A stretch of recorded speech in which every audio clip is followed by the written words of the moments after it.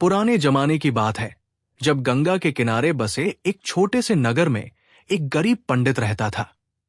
उसका नाम था विश्वनाथ और उसके पास दुनिया का कोई धन दौलत नहीं था, लेकिन वेद पुराण का ज्ञान इतना था कि बड़े बड़े विद्वान भी उसका सम्मान करते थे। वो प्राचीन भारत का एक ऐसा नगर था जहां सुबह की शुरुआत मंदिरों की घंटियों और नदी के घाटों पर गूंजते मंत्रों से होती थी। पंडित विश्वनाथ का घर नगर के एक किनारे पर था, जिसकी मिट्टी की दीवारें जगह जगह से दरक चुकी थी और फूस की छत बरसात के दिनों में अक्सर टपकने लगती थी। घर के भीतर कोई विशेष सजावट नहीं थी, बस कुछ पुरानी पोथियां, एक मिट्टी का चूल्हा और सोने के लिए कुछ फटी पुरानी चटाइयां थी। इसके बावजूद उस घर में एक अजीब सी शांति और पवित्रता का वास था। विश्वनाथ हर सुबह सूर्योदय से पहले उठते, गंगा में स्नान करते और फिर अपने छोटे से आंगन में बैठकर ईश्वर की आराधना में लीन हो जाते।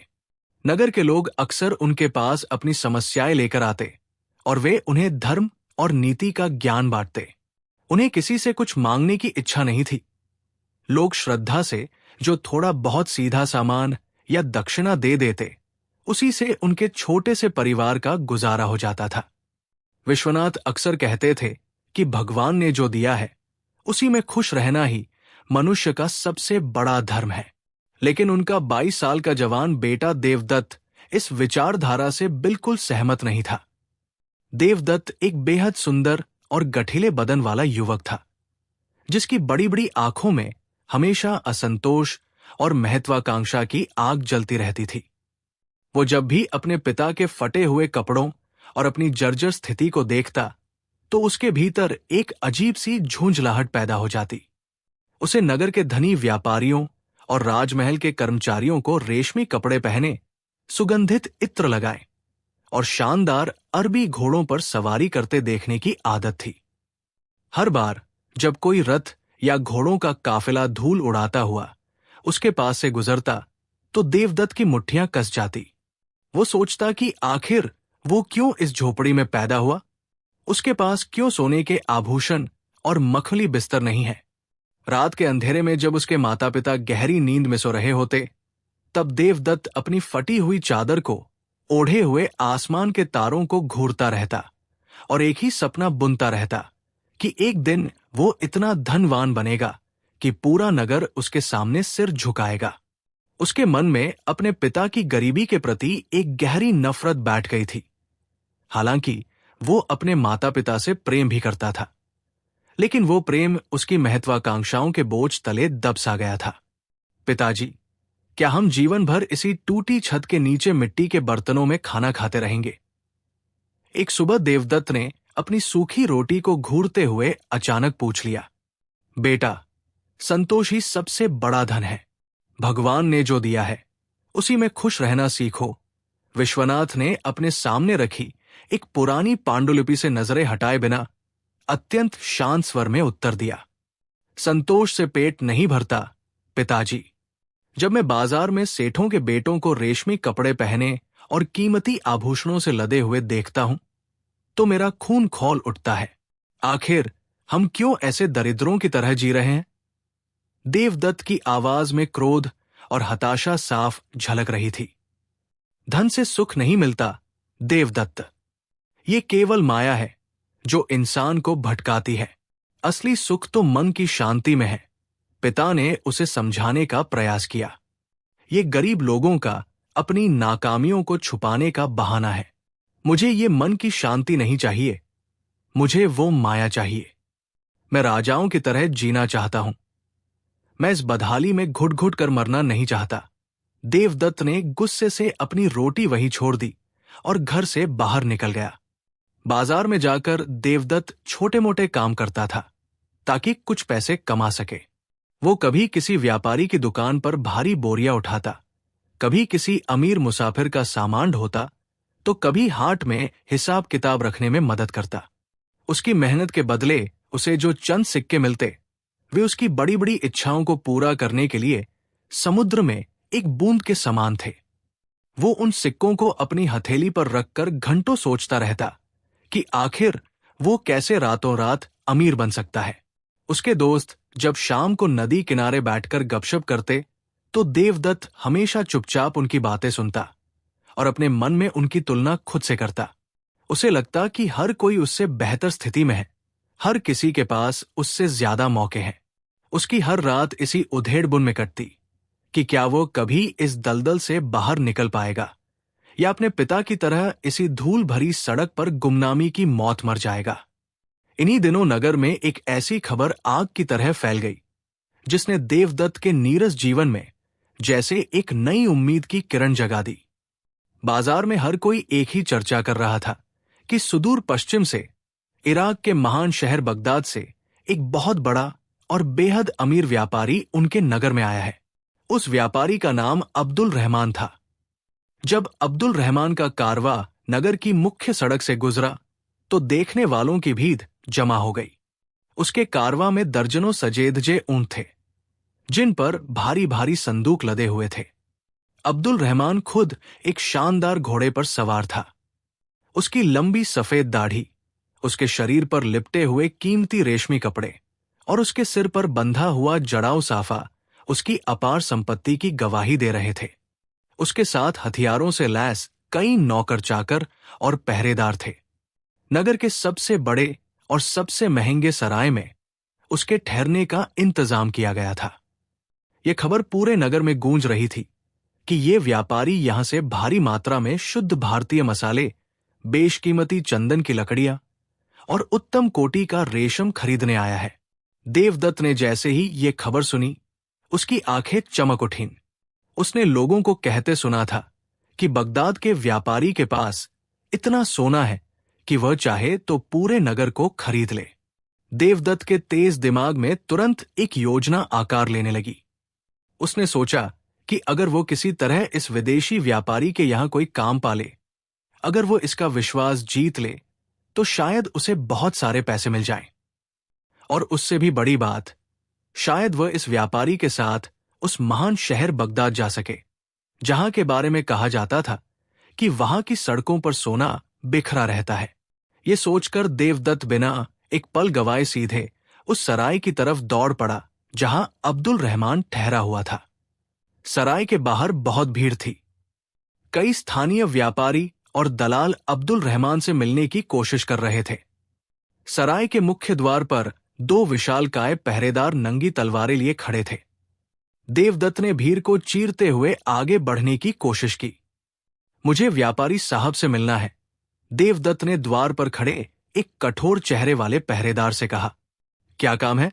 साहब अभी आराम कर रहे हैं और किसी फटेहाल भिखारी से नहीं मिलना चाहते। पहरेदार ने देवदत्त के पुराने और मैले कपड़ों को तिरस्कार भरी नजरों से देखते हुए कहा। मैं कोई भिखारी नहीं हूं, मैं काम ढूंढ रहा हूं और मैं साहब के बहुत काम आ सकता हूं। मुझे बस एक बार उनसे मिलने दो, देवदत्त ने दृढ़ता से कहा। उसकी आंखों में एक अजीब सा आत्मविश्वास था जिसने पहरेदार को एक पल के लिए चौंका दिया। कुछ देर की बहस के बाद और देवदत्त की जिद को देखते हुए पहरेदार ने उसे अंदर जाने की अनुमति दे दी। देवदत्त जब सराय के उस विशाल कमरे में दाखिल हुआ तो उसने देखा कि अब्दुल रहमान कीमती कालीनों पर मसंद के सहारे बैठा है। कमरे में एक मादक इत्र और महंगे तंबाकू की महक फैली हुई थी। अब्दुल रहमान एक बड़े से चांदी के हुक्के से गहरा कश ले रहा था। उसकी अनुभवी आंखें तुरंत देवदत्त पर टिक गई। तुम कौन हो और बिना बुलाए मेरे कमरे में कैसे चले आए? अब्दुल रहमान ने अपनी भारी आवाज में पूछा। मेरा नाम देवदत्त है साहब, देवदत्त ने थोड़ा झुककर सम्मान से कहा। मुझे काम चाहिए। मेरे पास काम मांगने वालों की कमी नहीं है। तुम ऐसा क्या कर सकते हो जो दूसरे नहीं कर सकते? अब्दुल ने हुक्के का धुआं हवा में छोड़ते हुए पूछा।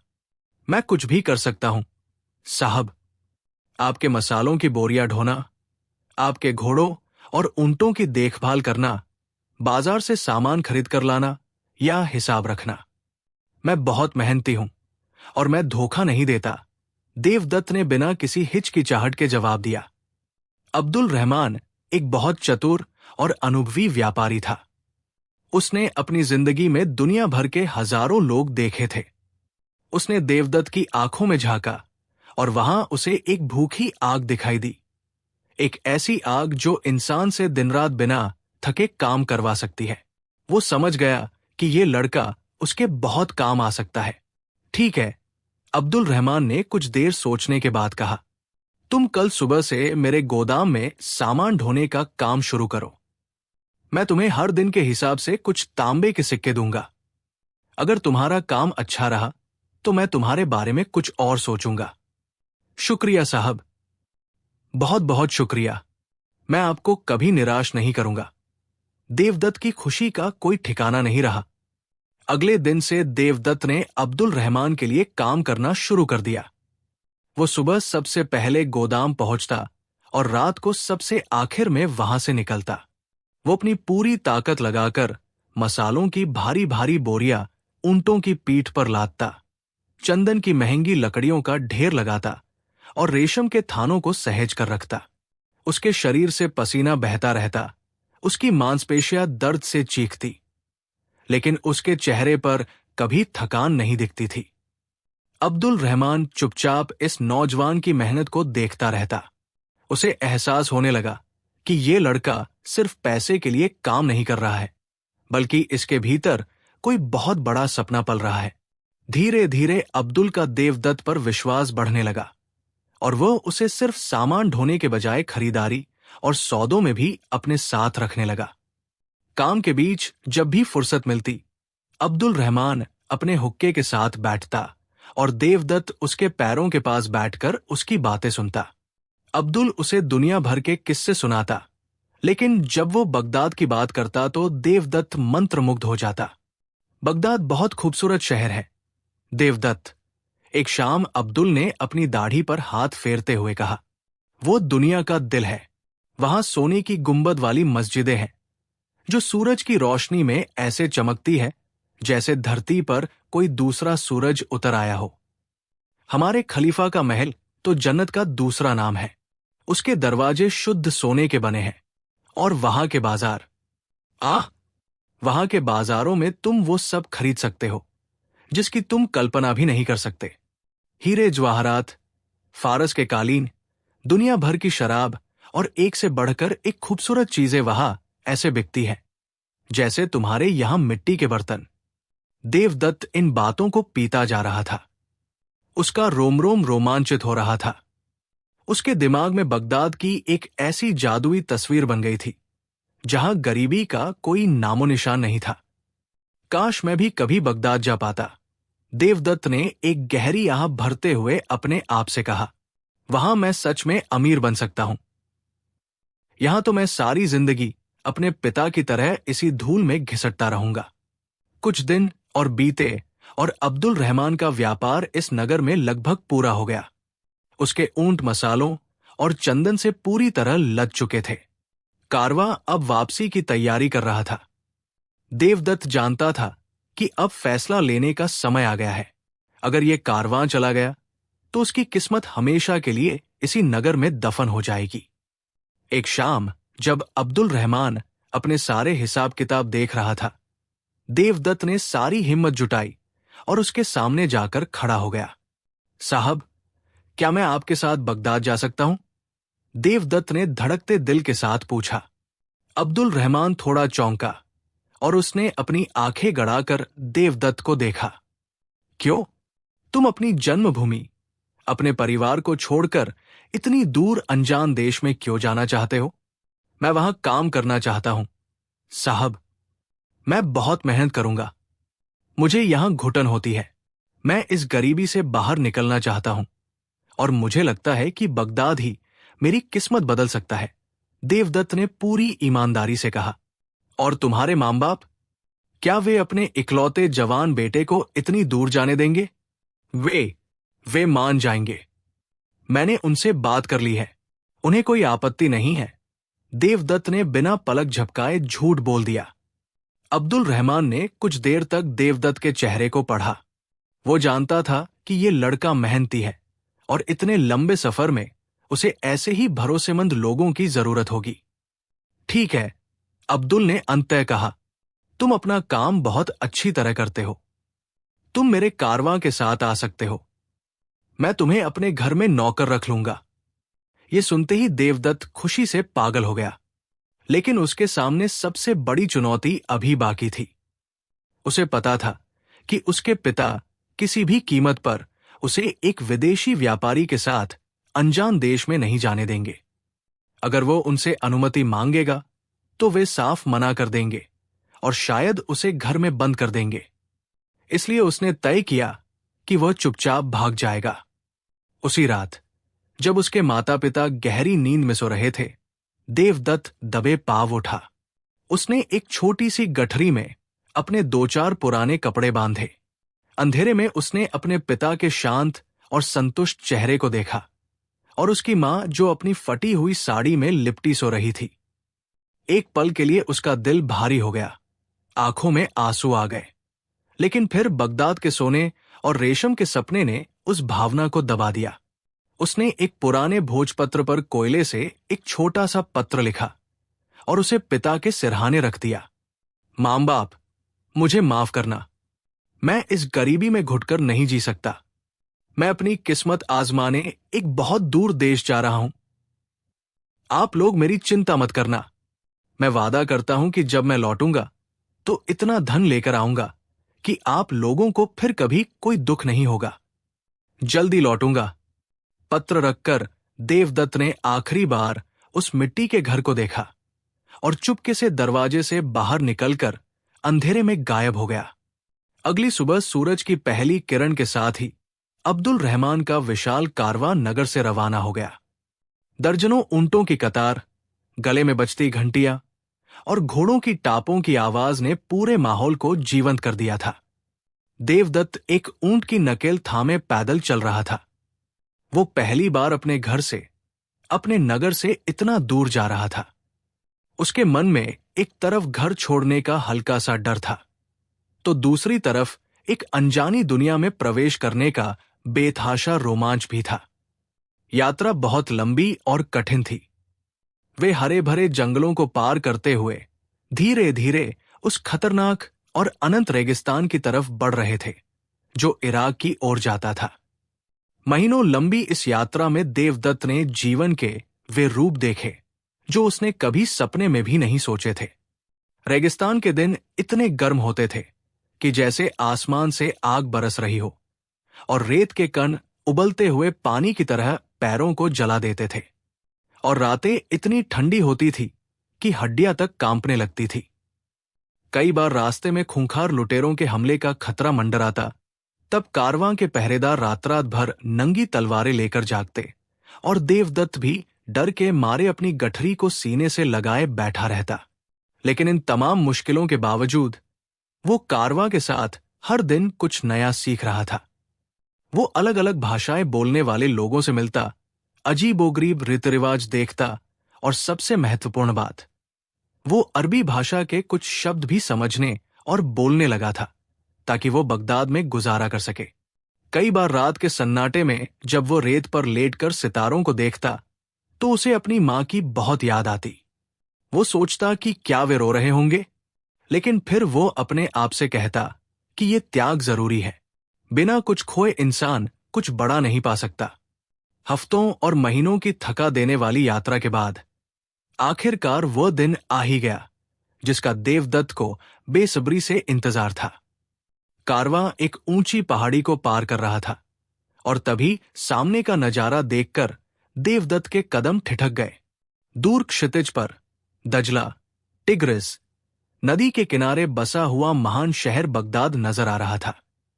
दोपहर की तेज धूप में शहर की अनगिनत मस्जिदों और महलों की सोने की गुंबदें ऐसे चमक रही थी जैसे आसमान में सितारे टिमटिमा रहे हों। शहर को घेरने वाली विशाल और अभेद्य दीवारें किसी सोए हुए दैत्य जैसी लग रही थी। ये तो जन्नत है, देवदत्त के मुंह से अनायास ही निकल पड़ा। उसकी आंखें फटी की फटी रह गई। हाँ मेरे लड़के, यही बगदाद है, अब्दुल रहमान ने अपने घोड़े से उतरकर शहर की तरफ इशारा करते हुए गर्व से कहा। तुम्हारी नई दुनिया। जब कारवां शहर के मुख्य द्वार से अंदर दाखिल हुआ तो देवदत्त ऐसा महसूस कर रहा था जैसे वो किसी दूसरे लोक में आ गया हो। सड़कें चौड़ी और पक्की थी, दोनों तरफ ऊंची ऊंची इमारतें थी। बाजार में इतनी भीड़ थी कि तिल रखने की जगह नहीं थी। वहां मसालों, रेशम, इत्र, खजूर और जेवरातों की सैकड़ों दुकानें थी। अमीर लोग कीमती रेशमी लबादों में लिपटे हुए, इत्र की खुशबू बिखेरते हुए गुजर रहे थे। अब्दुल ने जो कुछ भी बताया था वो सब सच था, बल्कि असलियत उसकी कहानियों से भी कई गुना ज्यादा भव्य और चकाचौंध करने वाली थी। देवदत्त अपनी फटी हुई धोती में खुद को बहुत छोटा और तुच्छ महसूस कर रहा था, लेकिन उसकी आंखों में अब एक नया संकल्प था। वो इस शहर का हिस्सा बनकर रहेगा। अब्दुल रहमान का घर कोई मामूली घर नहीं था, बल्कि शहर के एक पॉश इलाके में स्थित एक शानदार हवेली थी। हवेली के बीचों बीच एक खूबसूरत फव्वारा था, जिसके चारों तरफ गुलाब के बगीचे थे। देवदत्त को हवेली के पिछले हिस्से में नौकरों के रहने की जगह पर एक छोटा सा कमरा दे दिया गया। उसका काम अब व्यापारी के गोदाम और घर के कीमती सामान की देखभाल करना था। अब्दुल रहमान उसके काम से बहुत खुश था और उसके साथ अच्छा व्यवहार करता था। देवदत्त को अब भरपेट अच्छा खाना मिलता था और अब्दुल ने उसे पहनने के लिए कुछ साफ और बेहतर कपड़े भी दे दिए थे। बगदाद में रहते हुए देवदत्त का ज्यादातर समय बाजार के कामकाज में ही गुजरता था। वो घंटों शहर की गलियों में घूमता, सोने चांदी के बड़े बड़े व्यापारियों को देखता और अपने ख्यालों में खो जाता। एक दिन मैं भी इसी बाजार में अपनी दुकान खोलूंगा। मैं भी ऐसे ही रेशमी कपड़े पहनूंगा और लोग मुझे भी सेठ कहकर सलाम करेंगे, वो अक्सर अपने मन में सोचता। एक दिन देवदत्त को हवेली के काम से खलीफा के महल की तरफ जाने का मौका मिला। जब उसने खलीफा हारून अल रशीद के उस विशाल महल को करीब से देखा तो उसकी सांसें रुक गई। महल के मुख्य द्वार इतने बड़े थे कि उनमें से कई हाथी एक साथ गुजर सकते थे। दरवाजों पर शुद्ध सोने और चांदी की नक्काशी की गई थी। महल के चारों तरफ भारी हथियारों से लैस शाही सिपाही पहरा दे रहे थे। महल के भीतर से कभी कभी घुड़सवारों की कोई टुकड़ी या कोई शाही सवारी बाहर निकलती तो सारे लोग सम्मान में अपना सिर झुका लेते। देवदत्त एक किनारे खड़ा होकर घंटों उस महल की भव्यता को निहारता रहता। उसे लगता कि इस महल के भीतर रहने वाले लोग इंसान नहीं, बल्कि कोई देवता होंगे जिन्हें दुनिया का हर सुख प्राप्त है।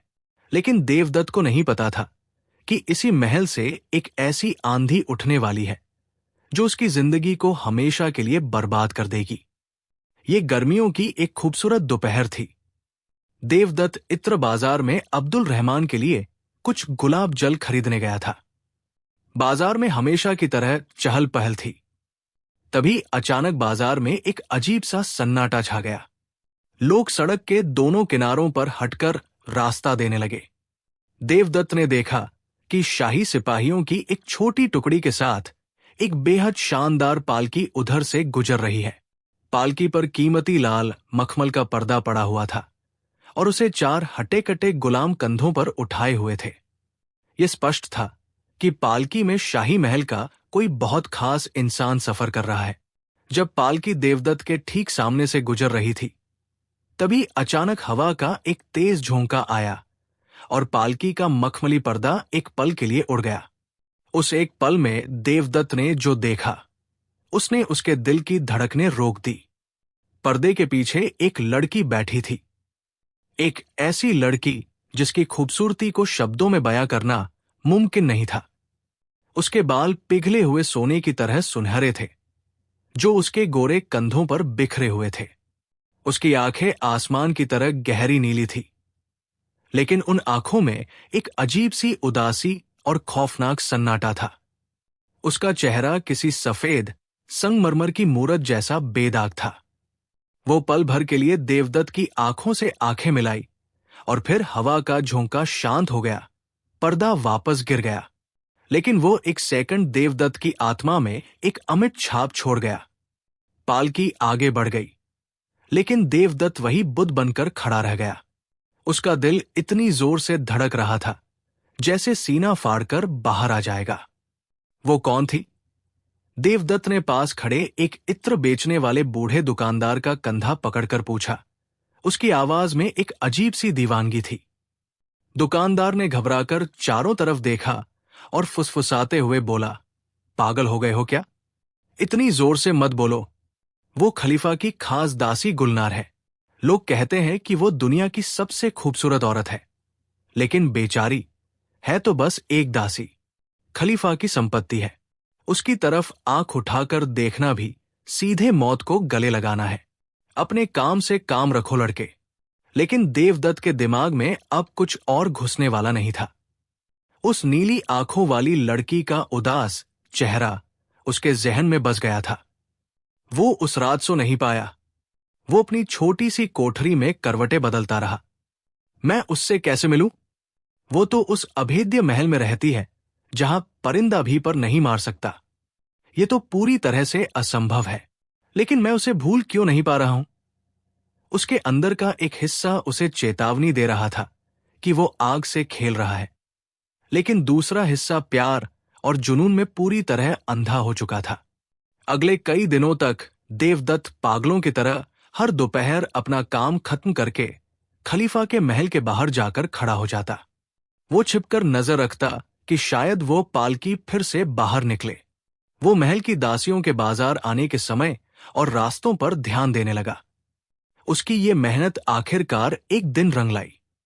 उसने देखा कि महल की कुछ दासियां हफ्ते में एक बार खास रेशम और गहने खरीदने के लिए शहर के सबसे पुराने बाजार में आती है, और कई बार गुलनार भी उनके साथ पर्दे वाली पालकी में होती है। एक दिन वो पालकी उसी पुराने रेशम बाजार में आकर रुकी। सिपाही पालकी से कुछ दूरी पर खड़े हो गए और अन्य दासियां दुकानदारों से मोलभाव करने लगी। गुलनार पालकी से बाहर उतरी। हालांकि वो पूरी तरह से एक काले लबादे और नकाब में ढकी हुई थी, लेकिन देवदत्त उस दिन हवा के झोंके में देखे गए उस चेहरे को कभी भूल नहीं सकता था। वो जान गया कि वही गुलनार है। वो दुकान के बाहर रखे कुछ रेशमी रुमालों को देख रही थी। सिपाही थोड़ी दूर थे और उनका ध्यान भटका हुआ था। देवदत्त जानता था कि यह बहुत बड़ा खतरा है।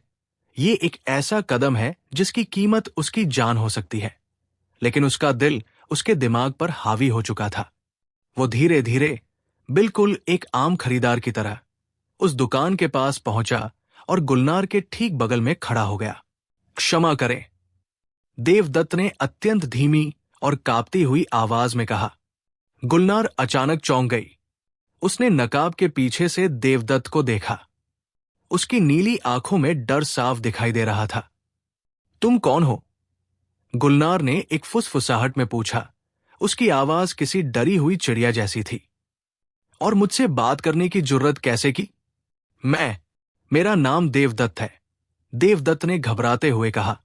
वो पसीने से भीग रहा था। मैंने आपको उस दिन इत्र बाजार में पालकी के अंदर देखा था। हवा से आपका पर्दा हट गया था। तब से मैं एक पल के लिए भी आपको भूल नहीं पाया हूं। तुम पागल हो। गुलनार ने घबराकर सिपाही की तरफ देखा, जो अभी भी दूसरी तरफ मुंह किए हुए था। तुम यहां से चले जाओ। तुम मुझसे क्यों बात कर रहे हो? यह बहुत खतरनाक है।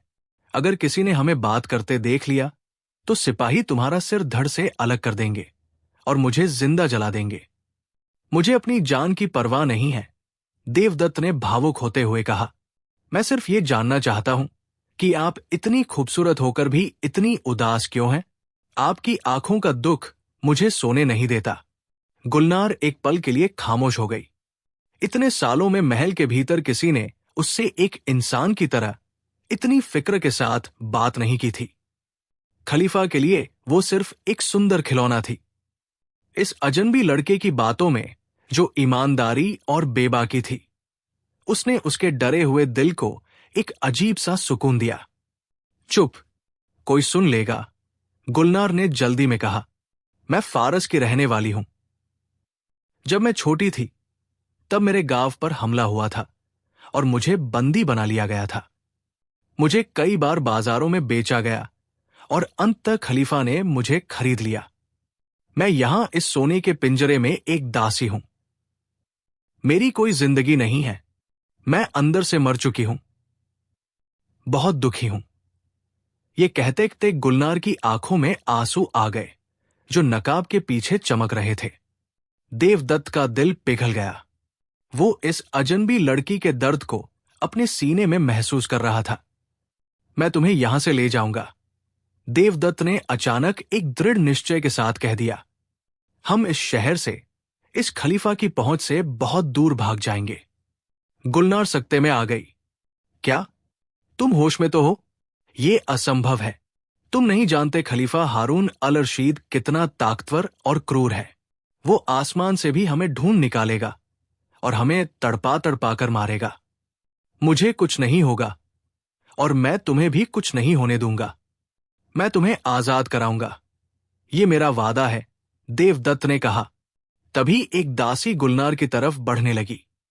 मुझे जाना होगा, गुलनार ने घबराकर कहा और तुरंत पालकी की तरफ मुड़ गई। लेकिन जाते जाते उसने मुड़कर एक बार फिर देवदत्त की आंखों में देखा और उस एक नजर में दोनों ने एक दूसरे को अपना दिल सौंप दिया। अगले कुछ हफ्तों तक ये एक बेहद खतरनाक और जानलेवा सिलसिला चलता रहा। देवदत्त और गुलनार हर हफ्ते बाजार की भीड़ का फायदा उठाकर कुछ पलों के लिए गुप्त मुलाकातें करते। कभी किसी इत्र की दुकान के पीछे, कभी किसी पुरानी मस्जिद के खंडहर के पास। वे मुश्किल से 2 मिनट बात कर पाते थे, लेकिन उन 2 मिनटों में वे एक दूसरे को अपनी पूरी जिंदगी की कहानियां सुना देते थे। गुलनार उसे फारस के पहाड़ों के बारे में बताती और देवदत्त उसे भारत की गंगा नदी और अपने उस छोटे से गांव के बारे में बताता जहां से वो भागकर आया था। उनका प्यार हर गुजरते दिन के साथ गहरा होता जा रहा था। वे दोनों जानते थे कि वे एक धधकते हुए ज्वालामुखी के मुहाने पर बैठे हैं जो कभी भी फट सकता है। लेकिन जवानी का अंधा प्यार उन्हें हर खतरे से बेपरवाह कर चुका था। लेकिन खलीफा के शहर में कोई भी राज ज्यादा दिन तक राज नहीं रह सकता। खलीफा हारून अल रशीद के जासूस बगदाद की हर गली, हर चौराहे पर मौजूद थे। वे भीख मांगने वाले फकीरों से लेकर बाजार के व्यापारियों तक हर रूप में फैले हुए थे। और एक दिन जो डर था वही हुआ। एक पुराने खंडहर के पास जब देवदत्त छिपकर गुलनार को एक रेशमी रुमाल दे रहा था, एक जासूस की तेज नजरों ने उन्हें देख लिया। जासूस ने तुरंत पहचान लिया कि वो लड़की खलीफा की खास दासी गुलनार है और वो एक मामूली विदेशी लड़के के साथ प्रेम प्रसंग में लिप्त है। ये खबर आग की तरह खलीफा के महल तक पहुंच गई। जब खलीफा हारून अल रशीद को अपने मुख्य जासूस से ये बात पता चली तो उसका गुस्सा 7वें आसमान पर पहुंच गया। वो एक बेहद ताकतवर लेकिन क्रूर शासक था जिसका हुक्म पूरे अरब जगत में चलता था। क्या कहा तुमने?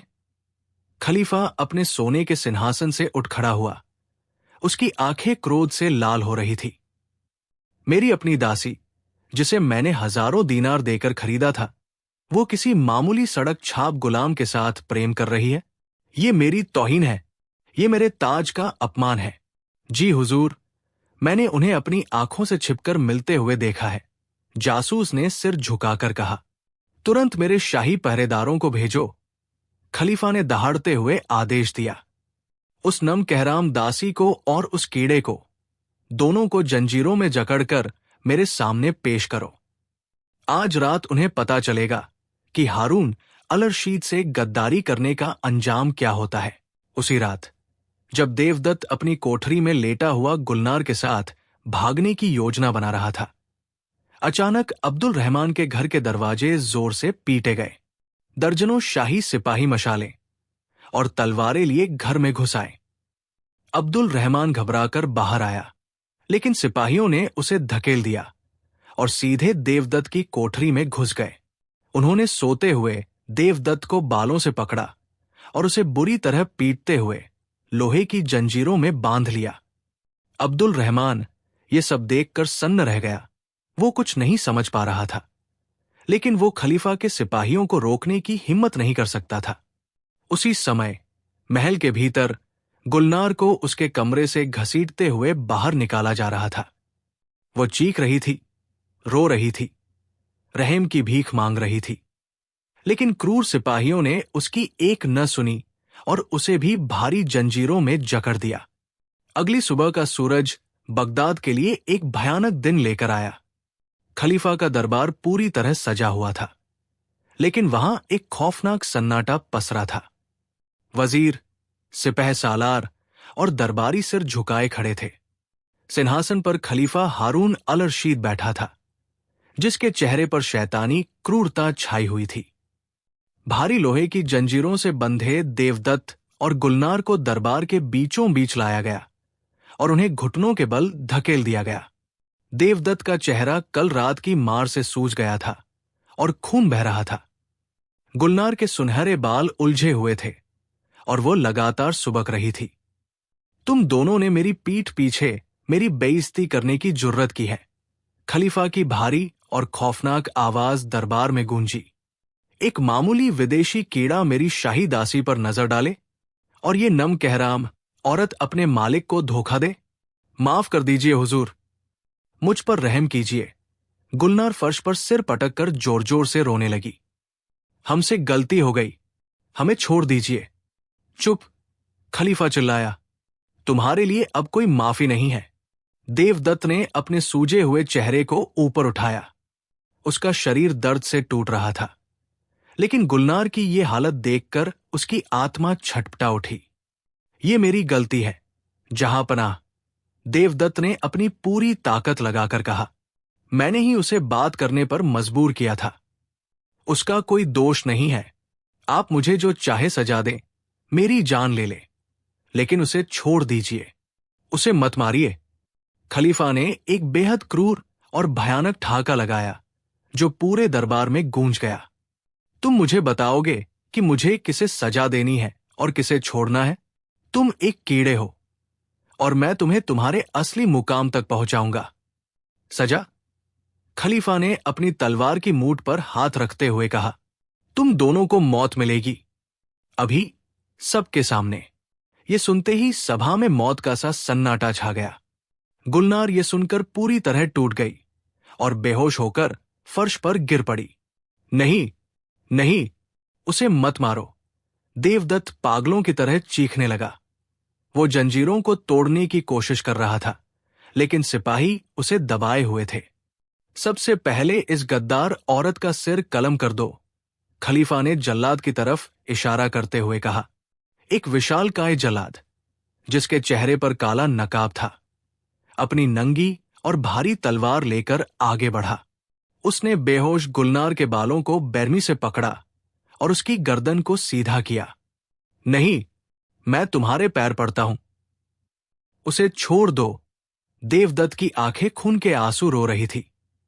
वो तड़प रहा था, लेकिन वो पूरी तरह से असहाय था। जल्लाद ने अपनी भारी तलवार हवा में उठाई और एक ही झटके में गुलनार का सिर धड़ से अलग कर दिया। खून का फव्वारा छूटा और उस खूबसूरत नीली आंखों वाली लड़की का बेजान शरीर फर्श पर गिर गया।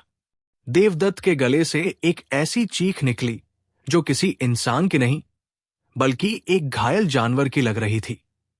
उसका पूरा संसार उस एक पल में उजड़ गया था। उसकी आंखों के सामने उसकी वह दुनिया खत्म हो गई थी, जिसे उसने अभी अभी संजोना शुरू किया था। वो रोता रहा, चीखता रहा और फर्श पर अपना सिर पटकता रहा। खलीफा के चेहरे पर कोई भाव नहीं था। उसने देवदत्त की तरफ देखकर एक शैतानी मुस्कान के साथ कहा, इसकी सजा बस इतनी सी नहीं होगी। मौत इसके लिए बहुत आसान हो जाएगी। इसे शहर से बाहर दूर रेगिस्तान में ले जाओ। वहां एक गहरा गड्ढा खोदो और इसे जिंदा दफना दो। इसे गर्दन तक मिट्टी में गाड़ दो ताकि इसका सिर बाहर रहे। इसे प्यास, गर्मी और रेगिस्तान के गिद्धों का शिकार होने दो। ये धीरे धीरे तड़प कर मरेगा और मौत की भीख मांगेगा, लेकिन मौत इसके पास जल्दी नहीं आएगी। सिपाहियों ने देवदत्त को घसीटना शुरू किया। देवदत्त की आंखों में अब आंसू सूख चुके थे और उनकी जगह एक सूनापन आ गया था। उसे अब किसी बात का होश नहीं था। वो बार बार पीछे मुड़कर गुलनार के खून से लथपथ शरीर को देख रहा था, जब तक कि उसे दरबार से बाहर नहीं खींच लिया गया। दोपहर की भयानक गर्मी में खलीफा के सिपाही देवदत्त को ऊंट के पीछे बांधकर मीलों दूर उस सुनसान और तपते हुए रेगिस्तान में ले गए, जहां दूर दूर तक जिंदगी का कोई नामो निशान नहीं था। वहां पहुंचकर उन्होंने चिलचिलाती धूप में रेत और कंकड़ के बीच एक गहरा गड्ढा खोदा। उन्होंने देवदत्त को उस गड्ढे में खड़ा किया और उसके चारों तरफ वापस मिट्टी और रेत भरनी शुरू कर दी। उन्होंने उसे गले तक इतनी मजबूती से गाड़ दिया कि वो 1 इंच भी हिल नहीं सकता था। उसका सिर्फ सिर जमीन के ऊपर था और बाकी पूरा शरीर मिट्टी के दबाव में जकड़ा हुआ था। अपना काम खत्म करके सिपाहियों ने एक बार उसे क्रूरता से देखा। अपने ऊंटों पर बैठे और उसे वहां तड़पने के लिए अकेला छोड़कर चले गए। रेगिस्तान की वो दोपहर एक भट्टी की तरह तप रही थी। आसमान से जैसे आग बरस रही थी। देवदत्त का गला प्यास से बुरी तरह सूख चुका था। रेत के बारीक कण तेज हवा के साथ उड़कर उसकी आंखों और मुंह में जा रहे थे। उसका शरीर मिट्टी के उस भारी दबाव के कारण दर्द से चीख रहा था, लेकिन शारीरिक दर्द से कहीं ज्यादा बड़ा दर्द उसके सीने के भीतर था। उसे बार बार गुलनार का वो कटा हुआ सिर और उसकी वो नीली आंखें याद आ रही थी। मैं मर रहा हूं, देवदत्त ने अपनी सूखी और फटी हुई जुबान से फुसफुसाते हुए कहा। यह सब मेरी वजह से हुआ। मैंने उसे मार डाला। काश मैं अपने घर पर ही रहा होता। पिताजी सही कहते थे कि धन और माया सिर्फ विनाश लाते हैं। मैंने सब कुछ खत्म कर दिया। उसे अपने माता पिता की याद आने लगी, जो शायद अभी भी उसके लौटने का इंतजार कर रहे होंगे। उसे अपने उस छोटे से गांव की याद आई, जिसे उसने अमीरी के झूठे सपने के लिए छोड़ दिया था। उसका पूरा वजूद पश्चाताप की आग में जल रहा था।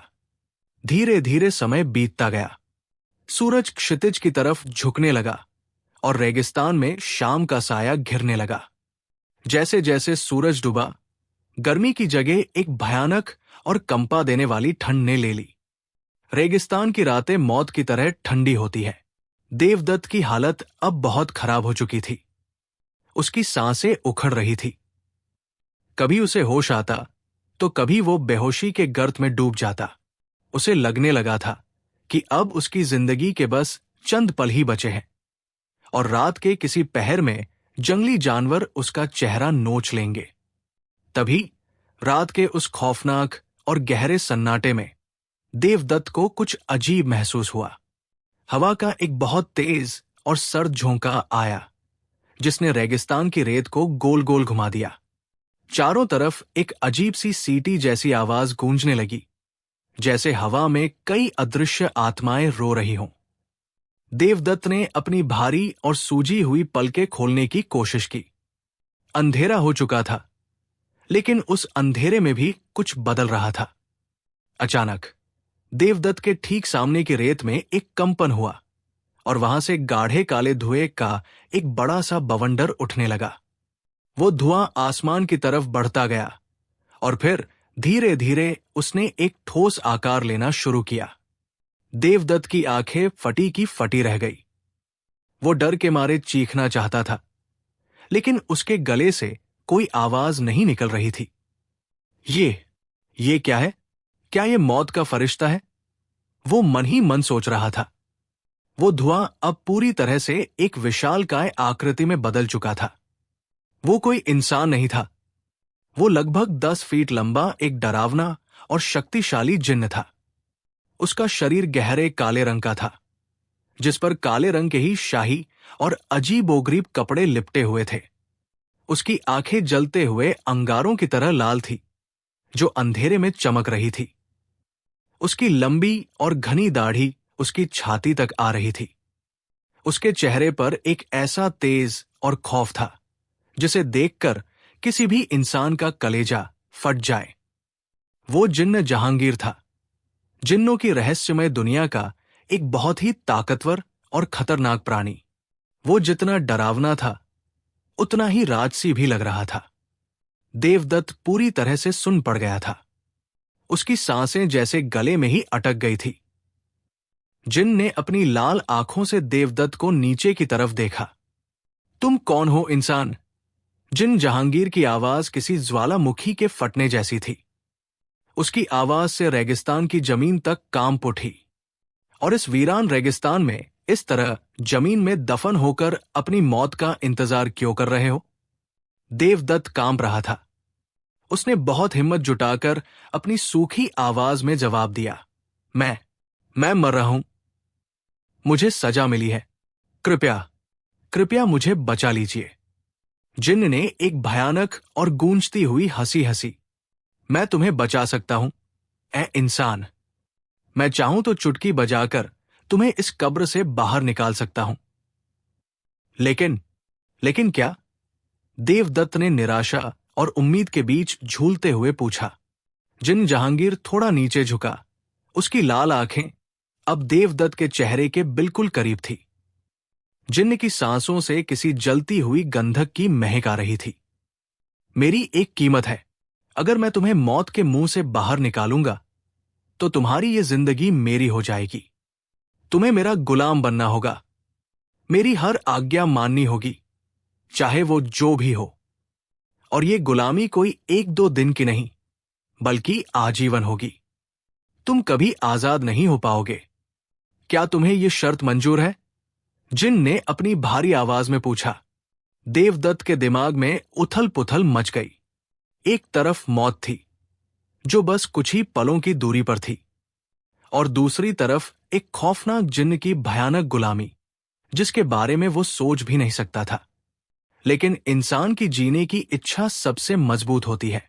मैं मान जाता हूं, देवदत्त ने हार मानते हुए कहा। पक्का? जिन ने अपनी आंखें सिकोड़ते हुए चेतावनी दी। सोच लो इंसान, एक बार तुमने मुझे अपनी जुबान दे दी और मेरी शर्त मान ली तो तुम कभी पीछे नहीं हट सकते। अगर तुमने भागने की या मुझे धोखा देने की कोशिश की तो मेरी गुलामी उस मौत से 1000 गुना ज्यादा बदतर होगी जो तुम्हें यहां मिलने वाली थी। हां, मुझे मंजूर है। बस मुझे यहां से निकाल लीजिए, देवदत्त ने रोते हुए कहा। जिन्न जहांगीर मुस्कुराया। वो एक बहुत ही रहस्यमय और डरावनी मुस्कान थी। उसने अपना विशाल और बालों वाला हाथ हवा में उठाया और एक अजीब सी, न समझ आने वाली जादुई भाषा में कुछ शब्द बुदबुदाए। पलक झपकते ही देवदत्त के चारों तरफ की मिट्टी जो उसे पत्थर की तरह जकड़े हुए थी, वो अपने आप ढीली पड़ गई और दूर छिटक गई। जमीन में एक दरार पड़ी और देवदत्त पूरी तरह से बाहर आ गिरा। महीनों की यात्रा, मारपीट और गड्ढे के दबाव के कारण उसके पैरों में खड़े होने की बिल्कुल ताकत नहीं थी। वो रेत पर गिर पड़ा और हांफने लगा। जिन्न ने अपने मजबूत हाथों से उसे एक छोटे बच्चे की तरह उठा लिया। अब तुम मेरे साथ चलोगे, जिन्न जहांगीर ने कहा। देवदत्त ने कांपते हुए पूछा। जिन्न ने कोई जवाब नहीं दिया। उसने बस अपनी विशाल बाहें फैलाई। अचानक देवदत्त को लगा कि उसके नीचे से जमीन गायब हो गई है। हवा का एक बवंडर उठा और वे दोनों आसमान की तरफ उड़ने लगे। देवदत्त ने डर के मारे अपनी आंखें बंद कर ली। जब उसने आंखें खोली तो उसने देखा कि वो बादलों के बीच से उड़ रहा है और नीचे पूरा बगदाद शहर और वो असीम रेगिस्तान एक छोटे से नक्शे जैसा दिख रहा है। ये सब उसके लिए एक भयानक जादू जैसा था। वे बहुत दूर तक उड़ते रहे, शायद कई 100 मील। अंततः जिन्न की उड़ान धीमी हुई और वे एक बहुत ही भयानक और दुर्गम पहाड़ी इलाके में नीचे उतरने लगे। नीचे उतरते ही देवदत्त ने देखा कि 2 विशाल काले पहाड़ों के बीच एक बहुत ही पुराना, डरावना और सुनसान महल बना हुआ है। उस महल की वास्तुकला इंसानों की नहीं, बल्कि किसी और ही दुनिया की लग रही थी। वो ऐसा लग रहा था जैसे हजारों सालों से वहां कोई नहीं आया है। चारों तरफ बस खामोशी और वीरानगी थी। जिन्न देवदत्त को लेकर उस महल के एक बड़े से आंगन में उतरा। महल के बड़े बड़े कमरे धूल और मकड़ी के जालों से भरे हुए थे। दीवारों पर अजीब सी चमक थी जो बिना किसी मशाल या दिए के भी एक हल्की भूतिया रोशनी दे रही थी। ये मेरा घर है, जिन्न जहांगीर ने अपनी भयानक आवाज में कहा, और आज से ये तुम्हारा भी घर है। अब से तुम्हारा काम इस पूरे महल की साफ सफाई करना, इसे चमकाना, मेरे लिए अजीबोगरीब चीजें ढूंढ कर लाना और मेरी हर तरह की सेवा करना है। देवदत्त ने डरते हुए उस धूल भरे विशाल महल को देखा और पूछा, मुझे ये सब कितने दिन तक करना होगा? जिन जोर से हंसा।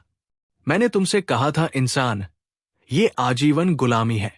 जब तक मैं चाहूं या जब तक तुम खुद मर नहीं जाते, तब तक तुम यहां से बाहर नहीं निकल सकते। तुम मेरे गुलाम हो। देवदत्त को महल के एक बहुत ही गहरे और अंधेरे कमरे में अकेला छोड़ दिया गया। बाहर से दरवाजा बंद हो गया था। देवदत्त फर्श पर सिकुड़कर बैठ गया। उसका शरीर दर्द से टूट रहा था, लेकिन उसका दिमाग उससे भी ज्यादा सुन्न था। वो सोच रहा था कि उसने अपनी जिंदगी के साथ क्या कर लिया है। एक झूठे और खोखले सपने के पीछे भागते हुए उसने अपने बूढ़े माता पिता को छोड़ दिया, अपनी मासूम दुनिया छोड़ दी। बगदाद की चाहत ने उसे गुलनार से मिलाया, लेकिन उसकी अपनी बेवकूफी और लालच ने उस बेगुनाह लड़की की जान ले ली। और अब वो मौत से तो बच गया था, लेकिन वो एक ऐसी दुनिया में फंस गया था जहां से कोई वापसी नहीं थी। वो एक जिन्न का गुलाम बन गया था और इस खौफनाक सुनसान महल में हमेशा के लिए कैद हो गया था। उसे नहीं पता था कि आने वाला कल उसके लिए क्या भयानक यातनाएं लेकर आएगा। वो बस अपने घुटनों में सिर देकर फूट फूट कर रोने लगा। कमरे के बाहर से जिन्न जहांगीर की डरावनी और गूंजती हुई हंसी की आवाज आ रही थी, जो उस सुनसान महल की खामोशी को चीरती हुई देवदत्त की आत्मा को कंपा रही थी। 5 साल बीत चुके थे उस सुनसान महल में। देवदत्त को अब गुलामी की आदत हो गई थी। हर सुबह उठना, सफाई करना, जिन्न की सेवा करना, ये उसकी दिनचर्या बन गई थी। वो बदल गया था। वो नौजवान जो कभी बगदाद के रेशमी कपड़ों और सुनहरे महलों के सपने देखता था, अब इस रहस्यमय और खौफनाक जगह का एक मूक हिस्सा बन चुका था। महल की विशालकाय दीवारें हमेशा एक ठंडी नीली रोशनी से चमकती रहती थी, और उन पर जमी सदियों पुरानी धूल को साफ करना देवदत्त का पहला काम होता था। वो हर सुबह सूरज की उस हल्की किरण के साथ उठता जो पहाड़ों की दरारों से छनकर आती थी। उसके पास एक पुरानी जादुई झाड़ू थी, जो उसके हाथों में आते ही खुद ब खुद भारी हो जाती थी। वो घंटों उन अंतहीन गलियारों में झाड़ू लगाता, जहां उसके ही कदमों की आहट गूंजकर उसे डराती थी। सफाई के बाद उसे जिन्न जहांगीर के लिए भोजन तैयार करना होता था। जिन्नों का भोजन इंसानों जैसा नहीं होता। देवदत्त को महल के पीछे स्थित एक अजीबोगरीब जादुई बाग से ऐसे फल तोड़ने होते थे जो आग की तरह दहकते थे, और ऐसे अजीब जानवरों का मांस भूनना पड़ता था जिनका नाम तक वो नहीं जानता था। जब जहांगीर अपनी भारी कदमों की थाप के साथ भोजन कक्ष में आता, तो देवदत्त सिर झुकाकर एक कोने में खड़ा हो जाता। जहांगीर बिना कुछ कहे वो सारा विचित्र भोजन निगल जाता और फिर अपने सिंहासन पर बैठ जाता। देवदत्त चुपचाप उसके आदेशों का इंतजार करता। रात होने पर देवदत्त अपनी छोटी सी अंधेरी कोठरी में लौट जाता। वहां एक सूखी घास का बिस्तर था। वो हर रात उस बिस्तर पर लेटकर रोता था। उसे अपने पिता पंडित विश्वनाथ की याद आती, जो सुबह सुबह श्लोक पढ़ते थे। उसे अपनी मां के हाथों की बनी सूखी रोटी याद आती, और सबसे ज्यादा उसे गुलनार याद आती। गुलनार का वो कटा हुआ सिर, उसकी नीली आंखें और वो खून से लथपथ फर्श उसके सपनों में हर रात एक भयानक दुस्वप्न बनकर लौटता था। वो भागना चाहता था, लेकिन भाग नहीं सकता था। जिन्न का जादुई बंधन उसके पैरों में एक अदृश्य बेड़ी की तरह बंधा था। अगर वो महल की सीमा से एक कदम भी बाहर निकालता, तो उसके पूरे शरीर में भयानक दर्द उठने लगता था। जिन्न जहांगीर अक्सर कई कई दिनों के लिए महल से गायब रहता था। वो कहा जाता था, देवदत्त को कुछ नहीं पता था। जब वो लौटता तो उसके कपड़ों से एक अजीब सी गंध आती थी, कभी खून की, कभी जली हुई लकड़ी की।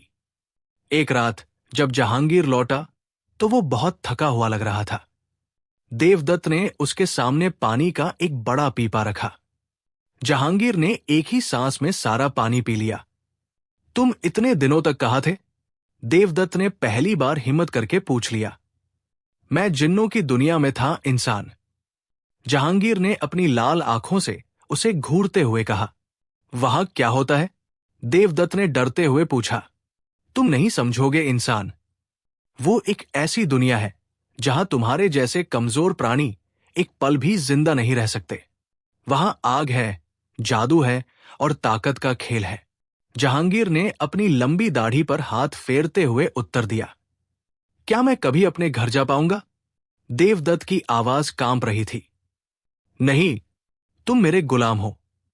जब तक मैं जिंदा हूं तुम इसी महल में सड़ोगे। जहांगीर हंसा और अपनी आंखें बंद कर ली। देवदत्त ने सिर झुका लिया। समय तेजी से बीत रहा था। दूसरा साल बीता, फिर तीसरा और फिर 5वां साल आ गया।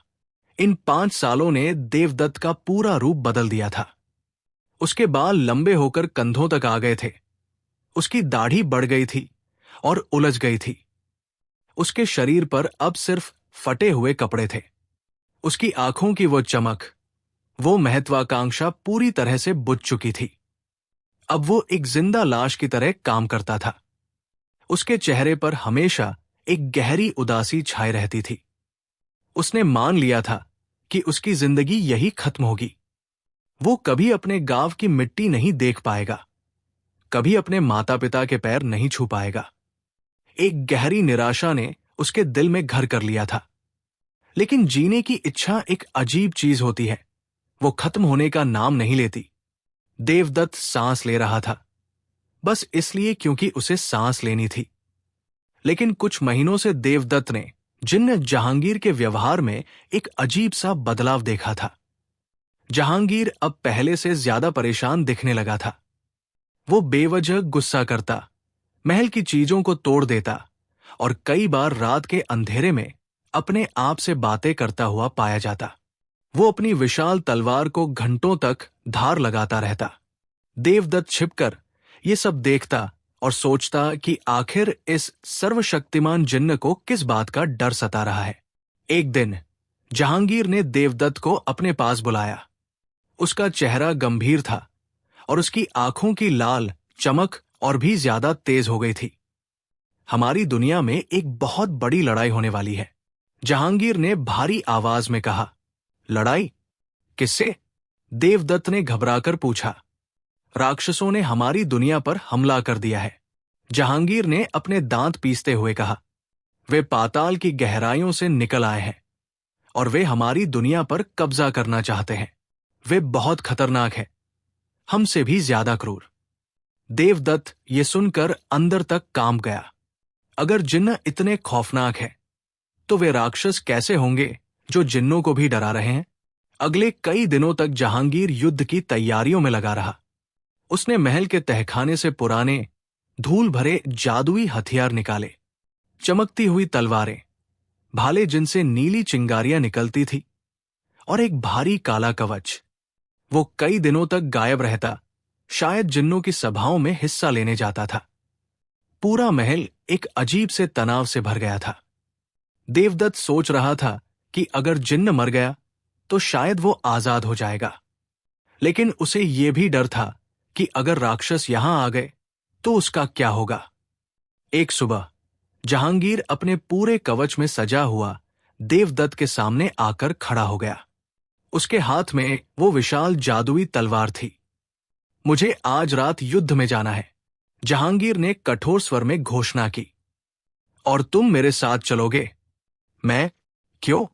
देवदत्त ये सुनकर सदमे में आ गया। क्योंकि तुम मेरा गुलाम हो। जहां मैं जाऊंगा तुम मेरे साथ चलोगे, यही मेरा हुक्म है। लेकिन मैं तो सिर्फ एक इंसान हूं। देवदत्त रोने लगा। मैं कैसे लड़ूंगा? मुझे तलवार पकड़नी भी नहीं आती। वे राक्षस मुझे एक पल में कुचल देंगे। मुझ पर रहम कीजिए, मुझे यही छोड़ जाइए। तुम्हें लड़ना नहीं है मूर्ख इंसान। जहांगीर ने झिड़कते हुए कहा, तुम्हें बस मेरे पीछे रहना है, मेरे हथियारों की देखभाल करनी है और जरूरत पड़ने पर मेरी मदद करनी है। अगर तुमने भागने की कोशिश की तो मैं राक्षसों से पहले तुम्हारी गर्दन काट दूंगा। अगले दिन की शुरुआत एक भयानक और जादुई घटना के साथ हुई। जहांगीर देवदत्त को महल के सबसे ऊंचे शिखर पर ले गया। वहां हवा बहुत तेज चल रही थी। जहांगीर ने आसमान की तरफ अपनी तलवार उठाई और एक बेहद अजीब, कर्कश भाषा में कुछ मंत्र पढ़ने लगा।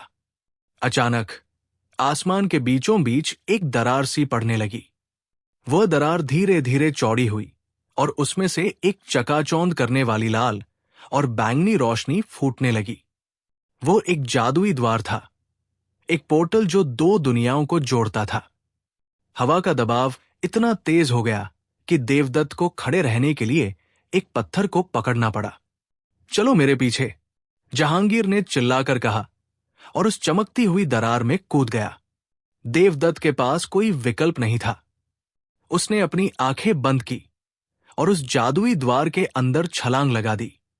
उसे ऐसा लगा जैसे किसी ने उसे एक गहरे, उबलते हुए पानी के भंवर में फेंक दिया हो। उसका शरीर खिंचने लगा, कानों में एक भयानक सीटी बजने लगी और फिर अचानक सब शांत हो गया। जब उसने आंखें खोली तो उसके पैरों तले की जमीन बिल्कुल अलग थी। वो जिन्नों की दुनिया थी। देवदत्त ने चारों तरफ देखा और उसकी सांसें अटक गई। ये जगह इंसानों की कल्पना से भी परे थी। यहां का आसमान नीला नहीं, बल्कि गहरा बैंगनी था। आसमान में एक नहीं, बल्कि दो सूरज चमक रहे थे, एक गहरा लाल और दूसरा हल्का नीला, जो मिलकर एक अजीब सी भूतिया रोशनी फैला रहे थे। यहां के पेड़ हरे नहीं थे, बल्कि उनकी पत्तियां चांदी की तरह चमक रही थी और तने काले कांच जैसे थे। जमीन की मिट्टी बिल्कुल काली और चमकीली थी, जैसे कोई पिघला हुआ पत्थर जम गया हो। हवा में एक अजीब सी गंध थी, जैसे जली हुई गंधक और लोहे की महक। दूर क्षितिज पर विशाल पहाड़ थे, जो पत्थरों के नहीं, बल्कि लाल और नीले क्रिस्टल के बने हुए थे। ये कहां आ गए हम? देवदत्त ने हकलाते हुए पूछा। ये जिन्नों की जन्मभूमि है इंसान, जहांगीर ने आगे बढ़ते हुए कहा। वे एक बहुत बड़ी बस्ती की तरफ बढ़ रहे थे। जब वे करीब पहुंचे तो देवदत्त ने देखा कि वहां हजारों जिन्न इकट्ठे थे। हर जिन्न का आकार और रंग अलग था। कुछ जहांगीर की तरह 10 फीट लंबे थे, कुछ आग के गोलों की तरह हवा में तैर रहे थे और कुछ के शरीर पर बड़े बड़े चमगादड़ जैसे पंख थे। कुछ के कई हाथ थे तो कुछ की आंखें उनके माथे के बीच में थी। वे सभी भयानक हथियारों से लैस थे और हर तरफ युद्ध की तैयारियां चल रही थी। भारी हथौड़ों की आवाजें, जानवरों की चिंगाड़ और जिन्नों की कर्कश आवाजें माहौल को खौफनाक बना रही थी। जब जहांगीर देवदत्त को लेकर छावनी के बीच से गुजरा तो कई जिन्नों की नजर उस इंसान पर पड़ी। ये इंसान यहां क्या कर रहा है जहांगीर? एक पंखों वाले हरे रंग के जिन्न ने फुफकारते हुए पूछा। क्या तू इसे हमारे खाने के लिए लाया है? ये मेरा गुलाम है, जहांगीर ने अपनी तलवार की मूठ पर हाथ रखते हुए चेतावनी भरे लहजे में कहा। इस पर नजर मत डालना। कुछ जिन्न जोर जोर से हंसने लगे। ये कमजोर प्राणी युद्ध के मैदान में एक पल भी टिक नहीं पाएगा। ये तो हवा के एक झोंके से ही मर जाएगा। देवदत्त को बहुत अपमान और खौफ महसूस हो रहा था। वो सिर झुकाकर जहांगीर के पीछे पीछे चलता रहा। अगले दिन सुबह बैंगनी आसमान के नीचे जिन्नों की पूरी सेना एक अंतहीन काले मैदान में इकट्ठी हो गई। मैदान के दूसरे छोर पर धूल का एक विशाल बवंडर उठ रहा था। देवदत्त एक ऊंचे क्रिस्टल पत्थर के पीछे छिपकर देख रहा था। धीरे धीरे वो धूल छंटी और राक्षसों की सेना नजर आई। वे हजारों की संख्या में थे और जिन्नों से भी ज्यादा भयानक दिख रहे थे। राक्षसों के शरीर विशालकाय और भद्दे थे। उनकी आंखें खून की तरह लाल थी। उनके सिर पर बड़े बड़े सींग थे और उनके मुंह से नुकीले दांत बाहर निकले हुए थे। कुछ राक्षसों के हाथों में भारी गदाएं थी, तो कुछ के हाथों में ऐसी तलवारें थी जिनसे काला धुआं निकल रहा था। दोनों सेनाओं के बीच एक भयानक सन्नाटा छा गया। यह सन्नाटा किसी बड़े तूफान से पहले की शांति जैसा था। अचानक राक्षसों की सेना के बीच से एक बेहद भारी और डरावने सींग की आवाज गूंजी। ये युद्ध शुरू होने का ऐलान था। जिन्नों ने भी एक साथ भयानक गर्जना की और दोनों सेनाएं एक दूसरे की तरफ दौड़ पड़ी। जब वे टकराईं, तो ऐसा लगा जैसे दो पहाड़ आपस में टकरा गए हों। टकराव इतना जोरदार था कि धरती बुरी तरह कांप उठी और देवदत्त उस पत्थर के पीछे गिर पड़ा। युद्ध का दृश्य रोंगटे खड़े कर देने वाला था। जादुई हथियार जब आपस में टकराते तो आसमान में बिजली जैसी चमक पैदा होती। जिन्न अपने मुंह से आग के गोले फेंक रहे थे, तो राक्षस अपने विशाल हाथों से जमीन के बड़े बड़े टुकड़े उखाड़कर जिन्नों पर मार रहे थे। आसमान में पंखों वाले जिन्न और उड़ने वाले राक्षसों के बीच खूनी लड़ाई चल रही थी। कटे हुए अंग, खून की बारिश और भयानक चीख पुकार ने उस मैदान को नरक बना दिया था। देवदत्त डर के मारे कांप रहा था। उसने अपने कान बंद कर लिए थे और अपनी आंखें कसकर मींच ली थी। वो बस यही प्रार्थना कर रहा था कि कोई उसे देख न ले। उसने थोड़ी सी हिम्मत जुटाकर पत्थर के ऊपर से झांका। उसने देखा कि जहांगीर बहुत बहादुरी से लड़ रहा था। उसकी नीली चमकती तलवार हवा में लहरा रही थी और वो एक के बाद एक राक्षसों को मौत के घाट उतार रहा था। जहांगीर की ताकत और फुर्ती देखने लायक थी। वो किसी तूफान की तरह राक्षसों की सेना में घुस गया था और लाशों के ढेर बिछा रहा था। देवदत्त के मन में पहली बार अपने इस क्रूर मालिक के लिए थोड़ा सा सम्मान पैदा हुआ। जिन्न सच में बहुत शक्तिशाली थे, लेकिन तभी युद्ध के मैदान में एक ऐसा दृश्य उभरा जिसने जिन्नों के हौसले पस्त कर दिए। राक्षसों की सेना के पीछे से एक विशालकाय आकृति आगे आई। वो एक औरत थी, लेकिन कोई साधारण औरत नहीं। वो एक राक्षसी थी जिसकी लंबाई करीब 9 फीट थी। उसके बाल घने काले थे जो हवा में नागिन की तरह लहरा रहे थे। उसकी आंखें दहकते हुए कोयले की तरह लाल थी। वो बेहद सुंदर थी, लेकिन उसकी सुंदरता में एक ऐसा खौफ था जो किसी की भी जान निकाल दे। उसने काले रंग का एक भारी जादुई कवच पहन रखा था और उसके हाथ में एक ऐसी विशाल तलवार थी जो खून से लाल हो चुकी थी। वो राक्षसों की सबसे ताकतवर योद्धा थी। उसका नाम चंद्रिका था। चंद्रिका जैसे ही युद्ध के मैदान में उतरी, कहर टूट पड़ा। वो इतनी तेज और ताकतवर थी कि कोई भी जिन्न उसके सामने एक पल भी टिक नहीं पा रहा था। वो जिन्नों को गाजर मूली की तरह काटती जा रही थी। उसकी तलवार एक ही झटके में बड़े बड़े जिन्नों के 2 टुकड़े कर रही थी। जिन्नों की सेना में दहशत फैल गई। जो जिन्न कुछ देर पहले बहादुरी से लड़ रहे थे, वे अब चंद्रिका को देखकर पीछे हटने लगे थे। कोई उसे रोक नहीं पा रहा था। वो मौत का दूसरा नाम बनकर मैदान में नाच रही थी। जहांगीर ने जब देखा कि उसकी सेना भाग रही है, तो उसने एक भयानक गर्जना की और चंद्रिका की तरफ दौड़ पड़ा। अब युद्ध के मैदान का सबसे बड़ा और खौफनाक मुकाबला शुरू होने वाला था। जहांगीर और चंद्रिका एक दूसरे के आमने सामने खड़े थे। चंद्रिका ने एक क्रूर मुस्कान के साथ जहांगीर को देखा और अपनी भारी तलवार उठा ली। जहांगीर ने अपनी चमकती हुई नीली तलवार से पहला वार किया। दोनों की तलवारें एक भयानक झंकार के साथ टकराई और वहां से लाल और नीली चिंगारियों का एक फव्वारा छूटा। यह सिर्फ हथियारों की लड़ाई नहीं थी, बल्कि जादू और ताकत की सबसे बड़ी परीक्षा थी। जहांगीर ने चंद्रिका पर आग के गोले फेंके, लेकिन चंद्रिका ने अपनी तलवार से उन गोलों को हवा में ही काट दिया। चंद्रिका ने एक तेज वार किया, जिससे जहांगीर का कवच टूट गया। दोनों बहुत बुरी तरह घायल हो चुके थे। उनका खून उस काली जमीन पर बह रहा था। लड़ाई कई घंटों तक चलती रही। देवदत्त अपनी सांसें रोके ये सब देख रहा था। लेकिन चंद्रिका की ताकत और उसकी जवानी जहांगीर पर भारी पड़ने लगी थी। जहांगीर अब थकने लगा था। उसके वार धीमे हो गए थे। चंद्रिका ने इस मौके का फायदा उठाया। उसने एक जोर की हुंकार भरी और अपनी पूरी ताकत लगाकर अपनी विशाल तलवार जहांगीर के सीने में घूंप दी। तलवार जहांगीर के कवच को चीरती हुई उसके शरीर के आर पार हो गई। नहीं, देवदत्त उस पत्थर के पीछे से पागलों की तरह चीख पड़ा। जहांगीर की आंखें फटी की फटी रह गई। उसके मुंह से नीला खून बहने लगा। वो घुटनों के बल जमीन पर गिर पड़ा। चंद्रिका ने अपनी तलवार एक झटके से बाहर निकाल ली और एक विजयी गर्जना की। जहांगीर वही उस काली मिट्टी पर गिर गया, तड़पने लगा। देवदत्त को यह देखकर बहुत अजीब लगा।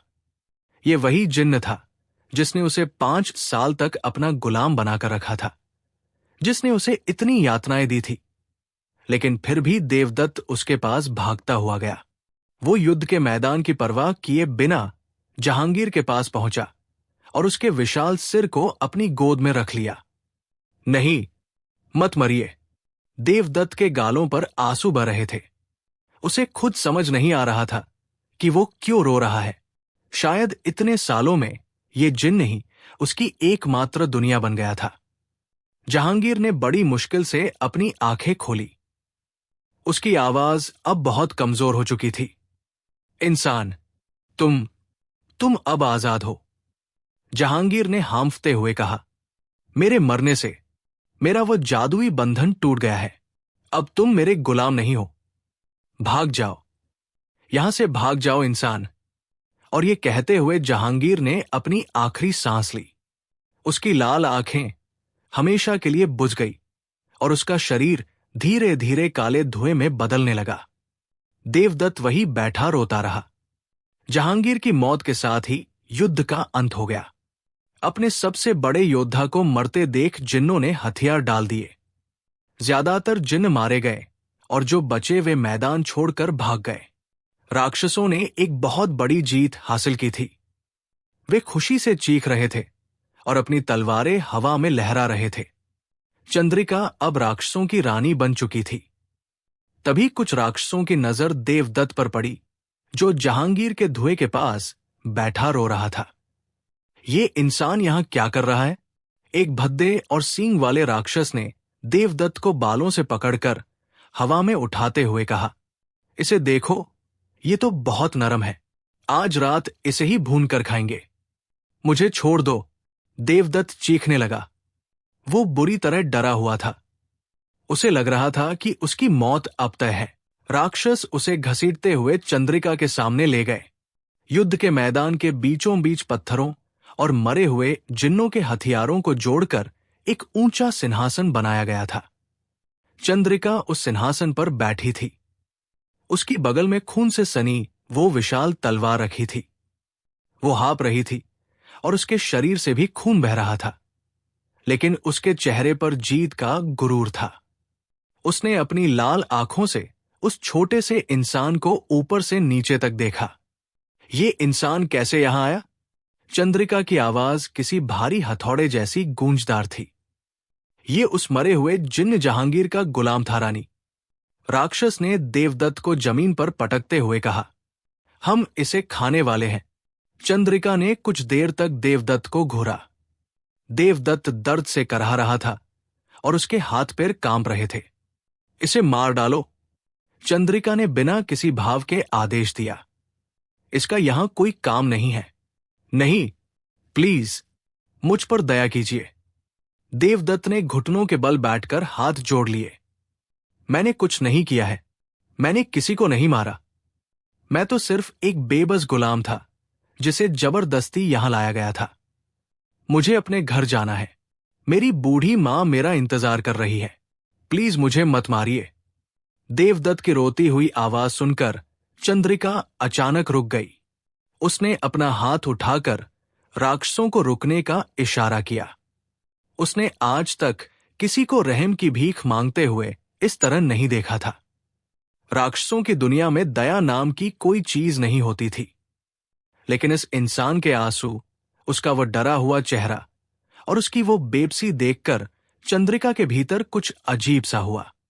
एक ऐसी भावना जो उसने पहले कभी महसूस नहीं की थी। रुको, चंद्रिका ने अपनी जगह से उठते हुए कहा। यह सिर्फ एक मामूली इंसान है। ये निर्दोष है। इसने हमारे खिलाफ हथियार नहीं उठाया। इसे जाने दो। सब राक्षस ये सुनकर हैरान रह गए। राक्षसों की रानी किसी को माफ कर रही थी? ये असंभव था। लेकिन रानी, ये इंसान है, हमारे दुश्मन का गुलाम था। एक राक्षस ने विरोध करने की कोशिश की। मैंने कहा जाने दो। चंद्रिका ने गुस्से से गर्जना की। उसकी आंखें और लाल हो गई। मेरी बात का विरोध करने की हिम्मत मत करना। देवदत्त को अपने कानों पर विश्वास नहीं हो रहा था। उसे लगा जैसे उसे नया जन्म मिल गया हो। तुम अपनी दुनिया वापस जा सकते हो इंसान, चंद्रिका ने शांत होते हुए कहा। कैसे? मुझे नहीं पता कि यहां से वापस कैसे जाते हैं, देवदत्त ने कांपते हुए कहा। चंद्रिका ने अपनी जादुई तलवार उठाई और हवा में एक वार किया। हवा चिर गई और वहां एक रोशनी वाला पोर्टल खुल गया। इसमें से जाओ। यह रास्ता तुम्हें तुम्हारी दुनिया में छोड़ देगा। देवदत्त ने हाथ जोड़कर उसे धन्यवाद कहा और उस पोर्टल की तरफ बढ़ने लगा। उसकी धड़कनें तेज थी। वो अंततः आजाद होने वाला था। वो घर जा रहा था। वो पोर्टल के बिल्कुल करीब पहुंच गया था। लेकिन तभी चंद्रिका ने उसे बहुत ध्यान से देखा। जैसे जैसे वो इंसान दूर जा रहा था, चंद्रिका के सीने में एक अजीब सी बेचैनी होने लगी। उसने अपने जीवन में हजारों इंसान देखे थे, कईयों को मारा भी था। इंसान उसके लिए सिर्फ कीड़े मकोड़े थे। लेकिन ये लड़का अलग था। उसके लंबे उलझे बाल, उसकी बड़ी बड़ी उदास आंखें और उसके चेहरे का वो मासूम दर्द। चंद्रिका को खुद समझ नहीं आ रहा था कि उसके साथ क्या हो रहा है। उसके अंदर एक बहुत बड़ा युद्ध छिड़ गया था। एक तरफ उसका क्रूर राक्षसी स्वभाव था और दूसरी तरफ एक अनजानी सी मीठी सी कशिश जो उसे इस इंसान की तरफ खींच रही थी। वो इस लड़के को जाने नहीं देना चाहती थी। रुको, चंद्रिका की तेज आवाज गूंजी। देवदत्त के कदम वही जम गए। उसका खून बर्फ की तरह ठंडा हो गया। क्या रानी ने अपना इरादा बदल लिया? क्या वह अब उसे मार देगी? चंद्रिका अपने भारी कदमों से चलते हुए देवदत्त के बिल्कुल करीब आ गई। वो देवदत्त से बहुत लंबी थी। उसने झुककर देवदत्त के चेहरे को बहुत करीब से देखा। देवदत्त उसकी गर्म, गंधक वाली सांसों को अपने चेहरे पर महसूस कर सकता था। चंद्रिका ने अपना विशाल हाथ उठाया और देवदत्त के गाल को छुआ। उसका स्पर्श खुरदरा था, लेकिन उसमें एक अजीब सी नरमी थी। देवदत्त डर के मारे अपनी आंखें बंद कर चुका था। मैं इस इंसान से शादी करूंगी, चंद्रिका ने अचानक पूरे मैदान में गूंजती हुई आवाज में घोषणा की। यह सुनकर वहां मौजूद हजारों राक्षसों के बीच एक सन्नाटा छा गया। सब बुरी तरह सदमे में थे। देवदत्त ने झटके से आंखें खोली। उसे लगा शायद उसने गलत सुना है। रानी, ये पागलपन है, एक बूढ़े राक्षस ने आगे आकर कहा। आप राक्षसों की सबसे महान रानी हैं, और ये एक तुच्छ, कमजोर इंसान है। ये हमारी प्रजाति का अपमान है। मुझे किसी की परवाह नहीं है। चंद्रिका ने मुड़कर उस राक्षस को घूरते हुए कहा। मैंने फैसला कर लिया है, मैं इससे शादी करूंगी। जो भी मेरे फैसले के खिलाफ बोलेगा, मैं उसका सिर धड़ से अलग कर दूंगी। नहीं, मैं ये नहीं कर सकता, देवदत्त पूरी ताकत से चिल्लाया। मैं नहीं करूंगा। आप एक राक्षसी हैं और मैं एक इंसान हूं। हमारा कोई मेल नहीं है। प्लीज मुझे जाने दीजिए। चंद्रिका ने उसे गुस्से से देखा। तुम्हारी मर्जी किसी ने नहीं पूछी है इंसान। मैंने तुम्हें चुना है और तुम्हें ये शादी करनी होगी। अगर तुमने मना किया तो मैं तुम्हें अभी इसी वक्त मौत के घाट उतार दूंगी। चुनाव तुम्हारा है, मौत या मेरी सजावट। देवदत्त के पास कोई रास्ता नहीं बचा था। वो एक बार फिर मौत के चंगुल में फंस गया था। उसी दिन युद्ध के उस खूनी मैदान में राक्षसों की खौफनाक रस्मों के साथ उन दोनों की शादी करवाई गई। वो इतिहास की सबसे विचित्र और दुखद शादी थी। देवदत्त को काले जादुई धागों से बांधा गया। राक्षसों ने आग के चारों तरफ नाचते हुए भयानक मंत्र पढ़े। देवदत्त लगातार रो रहा था। वो विरोध करने की कोशिश कर रहा था, लेकिन वो पूरी तरह से असहाय था। जादुई मंत्रों ने उसे हमेशा के लिए चंद्रिका का पति बना दिया था। अब वो एक शक्तिशाली राक्षसी का कैदी था। शादी के बाद चंद्रिका उसे राक्षसों की दुनिया में स्थित अपने विशाल और डरावने महल में ले गई। वो महल इंसानों की हड्डियों, काले पत्थरों और उबलते हुए लावे की नदी के बीच बना था। चंद्रिका ने देवदत्त को रेशमी कपड़े दिए, उसे अच्छा खाना दिया। वो उसके साथ बहुत कोमल होने की कोशिश करती थी। वो उसके बालों को सहलाती, उससे बातें करने की कोशिश करती। लेकिन देवदत्त के लिए वो सब किसी भयानक सपने से कम नहीं था। वो जानता था कि चंद्रिका एक खूंखार राक्षसी है। उसके हाथों से अभी भी जहांगीर और हजारों जिन्नों के खून की गंध आती थी। वो चंद्रिका के साथ एक पल भी खुश नहीं रह सकता था। तुम्हें मुझसे डरने की कोई जरूरत नहीं है, एक रात चंद्रिका ने देवदत्त के पास बैठते हुए बहुत ही धीमी आवाज में कहा। मैं जानती हूं मैं क्या हूं, लेकिन मैं तुम्हें कभी कोई नुकसान नहीं पहुंचाऊंगी। तुम मेरे पति हो। देवदत्त चुपचाप जमीन की तरफ घूरता रहा। उसने कोई जवाब नहीं दिया। तुम खुश नहीं हो ना? चंद्रिका ने उदासी भरे स्वर में पूछा। मैं कैसे खुश रह सकता हूं? देवदत्त ने हिम्मत करके कहा, मैं यहां एक कैदी हूं। मेरा घर, मेरी दुनिया बहुत दूर है। मैं एक ऐसे पिंजरे में हूं जो मेरी मौत से भी बदतर है। चंद्रिका को यह सुनकर बहुत गहरा धक्का लगा। वो सच में इस इंसान से बहुत प्यार करने लगी थी।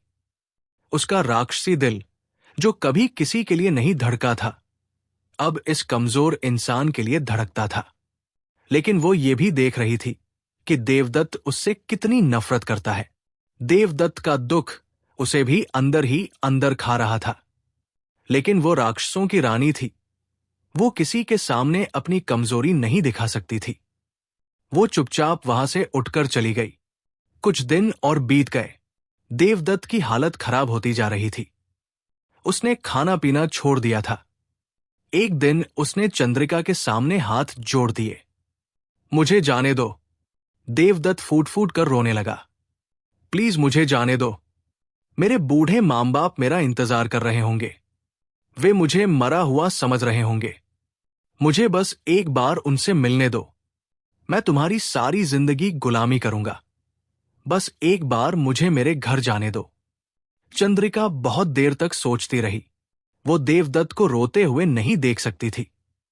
उसने आखिरकार एक बहुत बड़ा फैसला लिया। ठीक है, चंद्रिका ने एक गहरी सांस लेते हुए कहा, तुम जा सकते हो। तुम अपने गांव, अपनी दुनिया में वापस लौट सकते हो। सच? देवदत्त की आंखों में एक चमक आ गई। क्या सच में? हां, चंद्रिका ने कठोरता से कहा। लेकिन मेरी एक शर्त है। तुम्हें हर साल मेरा इंतजार करना होगा। और सबसे बड़ी बात, तुम किसी और औरत से शादी नहीं करोगे। तुम सिर्फ और सिर्फ मेरे पति रहोगे। अगर तुमने ये वादा तोड़ा, अगर तुमने किसी और को अपनी जिंदगी में जगह दी, तो मैं तुम्हारी दुनिया में आऊंगी। मैं तुम्हें, तुम्हारी उस औरत को और तुम्हारे पूरे गांव को जलाकर राख कर दूंगी।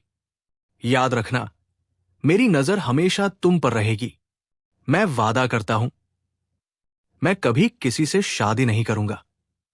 बस मुझे यहां से जाने दो। देवदत्त ने तुरंत कसम खा ली।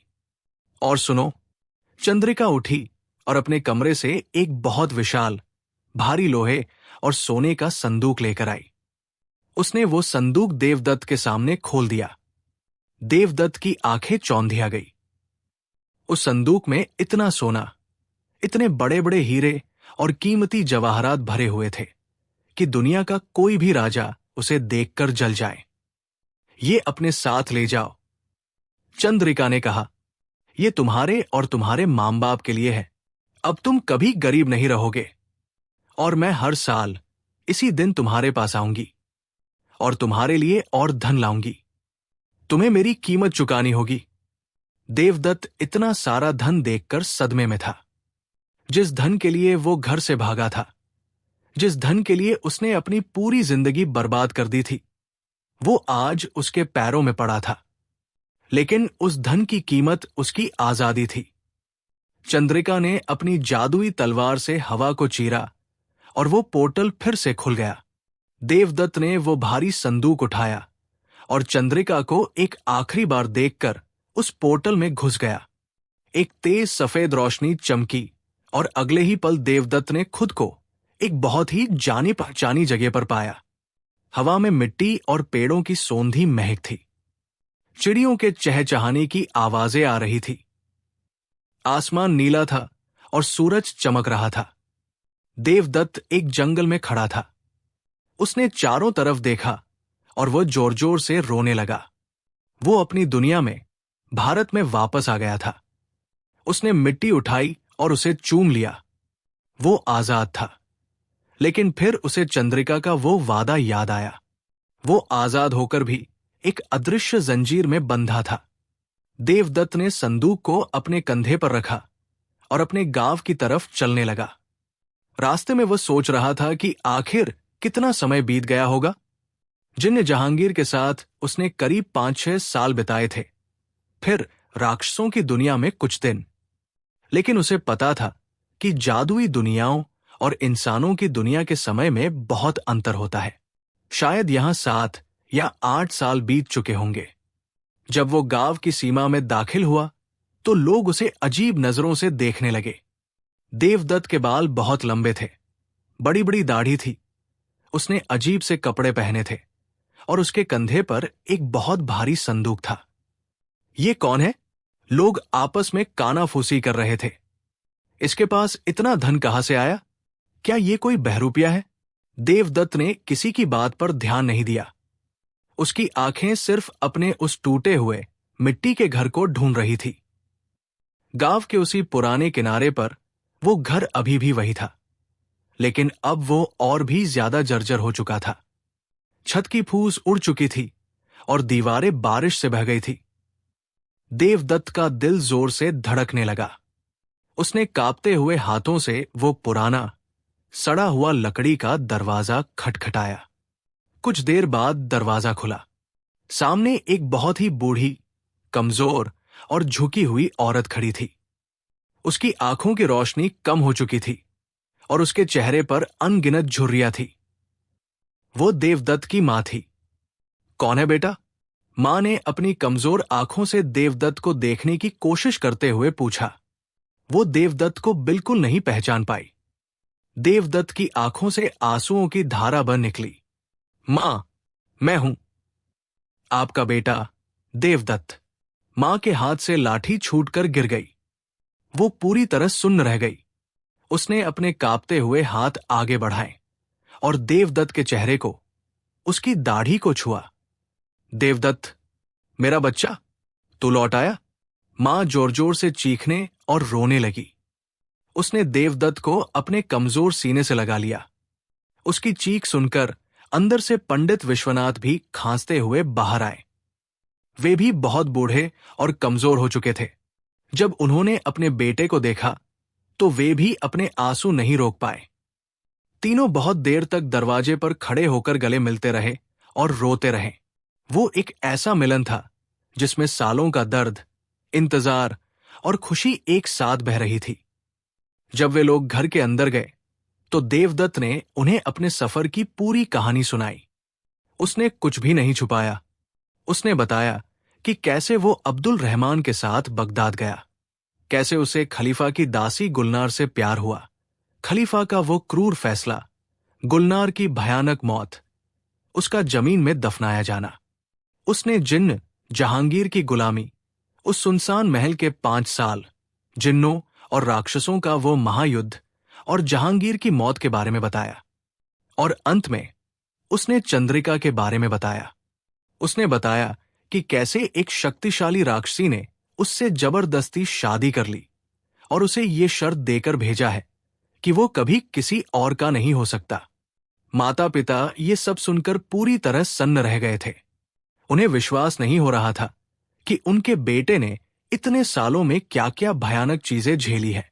लेकिन उन्हें इस बात की खुशी थी कि उनका बेटा जिंदा उनके सामने बैठा था। फिर देवदत्त ने वो संदूक खोला। जैसे ही संदूक खुला, पूरे अंधेरे कमरे में सोने और हीरों की चकाचौंध रोशनी फैल गई। विश्वनाथ और उनकी पत्नी ने अपनी पूरी जिंदगी में इतना धन तो क्या, इसका 1000वां हिस्सा भी नहीं देखा था। ये सब क्या है बेटा? पिता ने हैरानी से पूछा। ये चंद्रिका ने दिया है, देवदत्त ने एक भारी सांस लेते हुए कहा। अब हम अमीर हैं पिताजी। अब हमें इस टूटी छत के नीचे नहीं रहना पड़ेगा। मैंने जो सपना देखा था वो पूरा हो गया। लेकिन देवदत्त की आवाज में वो खुशी नहीं थी जो एक इंसान को अपना सपना पूरा होने पर होनी चाहिए। उसकी आवाज में एक गहरा खालीपन था। अगले कुछ ही महीनों में देवदत्त की जिंदगी पूरी तरह बदल गई। उसने उस असीम धन से गांव के बीचों बीच एक बहुत विशाल और भव्य हवेली बनवाई। उस हवेली में बड़े बड़े कमरे, सुंदर नक्काशी वाले खंभे और हर तरह की सुख सुविधाएं थी। घर में काम करने के लिए दर्जनों नौकर चाकर रख लिए गए। देवदत्त और उसके माता पिता अब सबसे कीमती रेशमी कपड़े पहनते थे और सोने चांदी के बर्तनों में खाना खाते थे। वो अब पूरे नगर का सबसे अमीर आदमी बन चुका था। यहां तक कि राजा के कर्मचारी भी उससे सम्मान से बात करते थे। लेकिन इन सब के बावजूद देवदत्त खुश नहीं था। उसके पास वो सब कुछ था जिसके लिए वो कभी तड़पता था, लेकिन उसके मन में रत्ती भर भी शांति नहीं थी। वो रात रात भर अपने मखमली बिस्तर पर करवटें बदलता रहता। जब भी वो अपनी आंखें बंद करता, उसे गुलनार का वो मासूम और डरा हुआ चेहरा दिखाई देता। उसे लगता कि उसने अपने लालच के कारण एक बेगुनाह लड़की की बलि चढ़ा दी। और फिर उसे चंद्रिका का डर सताने लगता। वो जानता था कि वह राक्षसी कभी भी आ सकती है। वो इस भारी हवेली में भी खुद को एक कैदी ही महसूस करता था। गांव के लोग अक्सर देवदत्त के बारे में बातें करते थे। देवदत्त को क्या हो गया है? लोग चौराहे पर बैठकर गपशप करते। इतना धन आ गया है, राजाओं जैसी जिंदगी जी रहा है, लेकिन मजाल है कि कभी मुस्कुराता हो। हमेशा ऐसा उदास रहता है जैसे उसकी पूरी दुनिया लुट गई हो। और सबसे बड़ी बात, वो शादी क्यों नहीं करता? इतना सुंदर और अमीर नौजवान है। कई बड़े बड़े व्यापारियों और जमींदारों ने अपनी बेटियों के रिश्ते देवदत्त के लिए भेजे। वे सब देवदत्त की दौलत से जुड़ना चाहते थे, लेकिन देवदत्त ने हर रिश्ते को हाथ जोड़कर मना कर दिया। मैं शादी नहीं कर सकता, वो बस इतना ही कहता था। वो किसी को नहीं बता सकता था कि उसकी एक राक्षसी पत्नी है जो आसमान से नजर रखे हुए है, और अगर उसने शादी की तो पूरे गांव में खून की नदियां बजाएंगी। 1 साल बीत गया। देवदत्त के लौटने का वो दिन आ गया। देवदत्त सुबह से ही बेचैन था। रात हुई और अचानक मौसम बदलने लगा। साफ आसमान में गहरे काले बादल छा गए। तेज और भयानक हवाएं चलने लगी, जिससे हवेली की खिड़कियां जोर जोर से बजने लगी। देवदत्त समझ गया कि वो आ गई है। उसने अपने माता पिता को उनके कमरों में बंद रहने को कहा और खुद छत पर चला गया। आसमान में एक नीली बिजली चमकी और हवा में वो परिचित पोर्टल खुल गया। चंद्रिका उस पोर्टल से बाहर आई। वो उसी राक्षसी रूप में थी, लंबी, भयानक। लेकिन देवदत्त को देखकर उसकी आंखों में एक अजीब सी चमक थी। मैं आ गई, चंद्रिका ने अपनी भारी आवाज में कहा। हवा उसके काले बालों को उड़ा रही थी। हां, देवदत्त पीछे हटते हुए डरी हुई आवाज में बोला। तुमने शादी तो नहीं की ना? चंद्रिका ने उसके बिल्कुल करीब आते हुए उसकी आंखों में झांक कर पूछा। नहीं, मैंने तुमसे वादा किया था, मैं कभी किसी से शादी नहीं करूंगा, देवदत्त ने कांपते हुए जवाब दिया। अच्छा किया, चंद्रिका मुस्कुराई, जो बहुत डरावना था। वो मुड़ी और उसने हवा में हाथ हिलाया। एक और भारी संदूक छत पर गिर पड़ा। ये तुम्हारे लिए है, मैं अगले साल फिर आऊंगी। अपना वादा याद रखना इंसान। और इतना कहकर वो वापस उस जादुई द्वार में घुस गई और द्वार बंद हो गया। हवा शांत हो गई और बादल छंट गए। देवदत्त उस नए धन के संदूक के पास बैठ गया और फूट फूट कर रोने लगा। ये अब एक सिलसिला बन गया था। हर साल उसी दिन मौसम खराब होता, आसमान में दरार पड़ती और चंद्रिका आती। वो देवदत्त को देखती, ये सुनिश्चित करती कि वो अभी भी अकेला है, उसे और ढेर सारा धन देती और वापस चली जाती। देवदत्त एक बहुत ही अजीब और भयानक कैद में जी रहा था। एक सोने का पिंजरा जिसकी चाबी एक राक्षसी के पास थी। कई साल और बीत गए, समय पंख लगाकर उड़ गया। अब देवदत्त 40 साल का एक अधेड़ उम्र का आदमी बन चुका था। उसकी दौलत इतनी बढ़ गई थी कि उसका कोई हिसाब नहीं था। उसकी हवेली किसी राजमहल से कम नहीं थी, लेकिन वो पूरी तरह अकेला था। उसकी कोई पत्नी नहीं थी, कोई बच्चे नहीं थे जो उसके आंगन में खेलते। उसके माता पिता अब बहुत ज्यादा बूढ़े हो चुके थे और बीमारियों ने उन्हें घेर लिया था। गर्मियों की एक शाम थी। देवदत्त अपनी विशाल हवेली की सबसे ऊपरी छत पर एक मखमली गद्दे पर बैठा था। उसके सामने सोने की एक खूबसूरत थाली में दुनिया के सबसे स्वादिष्ट व्यंजन रखे थे। उसने कीमती रेशमी कपड़े पहने हुए थे और उसके गले में मोतियों की माला थी। ये ठीक वही दृश्य था जिसकी कल्पना वो आज से 20 साल पहले उस टूटी हुई मिट्टी की झोपड़ी में किया करता था। लेकिन अब ये सब उसे काट खाने को दौड़ता था। देवदत्त ने एक गहरी सांस ली और अपने आप से बातें करने लगा। मैंने अमीर बनने का सपना देखा था। मैंने सोचा था कि जब मेरे पास धन होगा तो मैं दुनिया का सबसे सुखी इंसान बनूंगा। वो सपना पूरा हो गया। मेरे पास आज इतना धन है कि मैं चाहूं तो इस पूरे नगर को खरीद सकता हूं। लेकिन इस दौलत को पाने के लिए मैंने क्या क्या खो दिया। मैंने अपना वो भोलापन खो दिया। मैंने गुलनार को खोया जो मेरा पहला और सच्चा प्यार थी। उसकी मौत का बोझ मेरी आत्मा पर एक पत्थर की तरह रखा है। मैंने अपनी आजादी खो दी। पहले मैं एक क्रूर जिन्न का गुलाम बना जो मुझसे जानवरों की तरह काम करवाता था, और अब मैं एक राक्षसी का कैदी हूं। मैं अपनी जवानी, अपने जीवन के सबसे खूबसूरत साल उन खौफनाक दुनियाओं में बर्बाद कराया। और आज जब मैं अपने जीवन के मध्य में हूं तो मेरे पास सब कुछ है, दुनिया की हर सुख सुविधा है, लेकिन मेरे पास कुछ भी नहीं है। कोई ऐसा नहीं है जो मुझसे सच्चा प्यार करता हो। कोई ऐसा नहीं है जिसके साथ मैं ये सब बांट सकूं। तभी हवेली की सीढ़ियों से पैरों की आहट आई। देवदत्त की मां, जो अब लाठी के सहारे बड़ी मुश्किल से चलती थी, छत पर आई। बेटा, तू खुश नहीं है ना? मां ने देवदत्त के पास बैठते हुए उसके उदास चेहरे को देखकर कहा। देवदत्त ने अपनी मां की झुर्रियों से भरी हुई गोद में अपना सिर रख दिया। मां, मैंने बहुत बड़ी गलती की थी। मैं कितना मूर्ख था। मैं घर छोड़कर भागा था क्योंकि मुझे उस गरीबी से नफरत थी। मैंने सिर्फ अमीर बनने के झूठे सपने देखे और उन सपनों ने मुझे बर्बाद कर दिया। लेकिन अब तू अमीर है बेटा, देख तेरे पास क्या नहीं है। मां ने उसके बालों में हाथ फेरते हुए कहा। अमीरी से खुशी नहीं मिलती मां। देवदत्त के आंसू बहकर मां के कपड़ों को भिगो रहे थे। पिताजी हमेशा सही कहते थे, संतोष ही सबसे बड़ा धन है। काश मैं उनकी बात समझ पाता। काश मैं उस दिन उस व्यापारी के कारवां में शामिल नहीं होता, तो शायद मैं आज गरीब होता, लेकिन आजाद होता। मेरी अपनी एक छोटी सी दुनिया होती। उसी समय देवदत्त के पिता भी हाफते हुए छत पर आ गए। उनके चेहरे पर एक अजीब सी शांति थी, वैसी ही शांति जैसी 20 साल पहले हुआ करती थी। बेटा, तुझे जो मिलना था वो मिल गया, पिता ने अपनी कमजोर और कांपती हुई आवाज में कहा।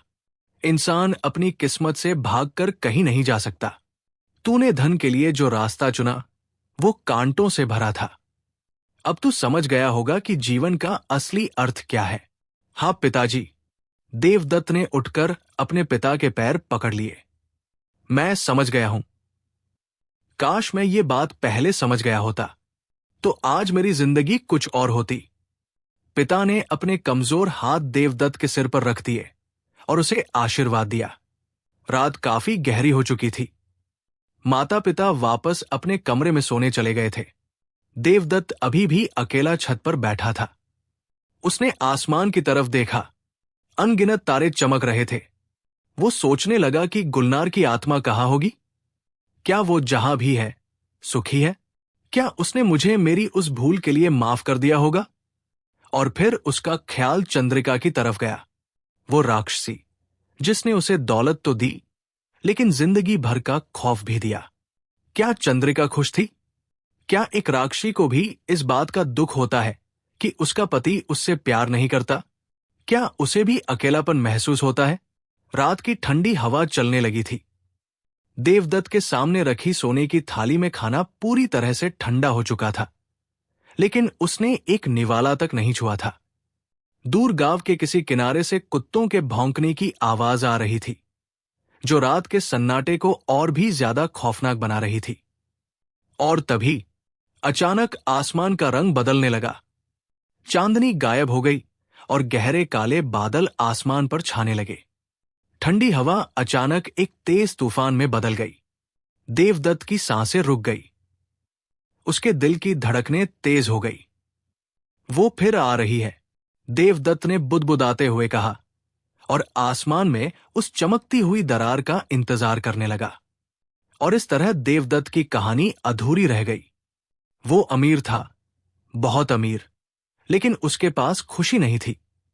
हर साल चंद्रिका आती थी और हर बार उसे याद दिलाती थी कि वो कभी आजाद नहीं हो सकता।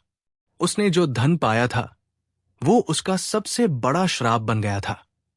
लोग कहते हैं कि आज भी अगर आप उस गांव में जाएं, तो एक बहुत बड़ी और पुरानी हवेली दिखेगी, जहां एक अकेला आदमी रहता है, बहुत अमीर लेकिन बहुत दुखी।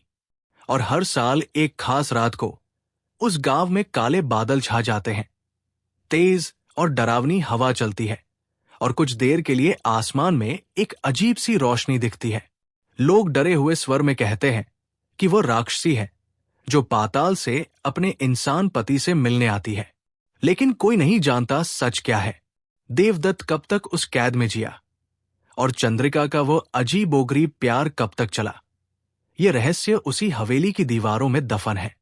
बस इतना पता है कि कभी कभी जो हम सबसे ज्यादा चाहते हैं, वो पाकर भी हम कभी खुश नहीं हो पाते। और कभी कभी दुनिया का सबसे बड़ा धन ही इंसान का सबसे भयानक श्राप बन जाता है।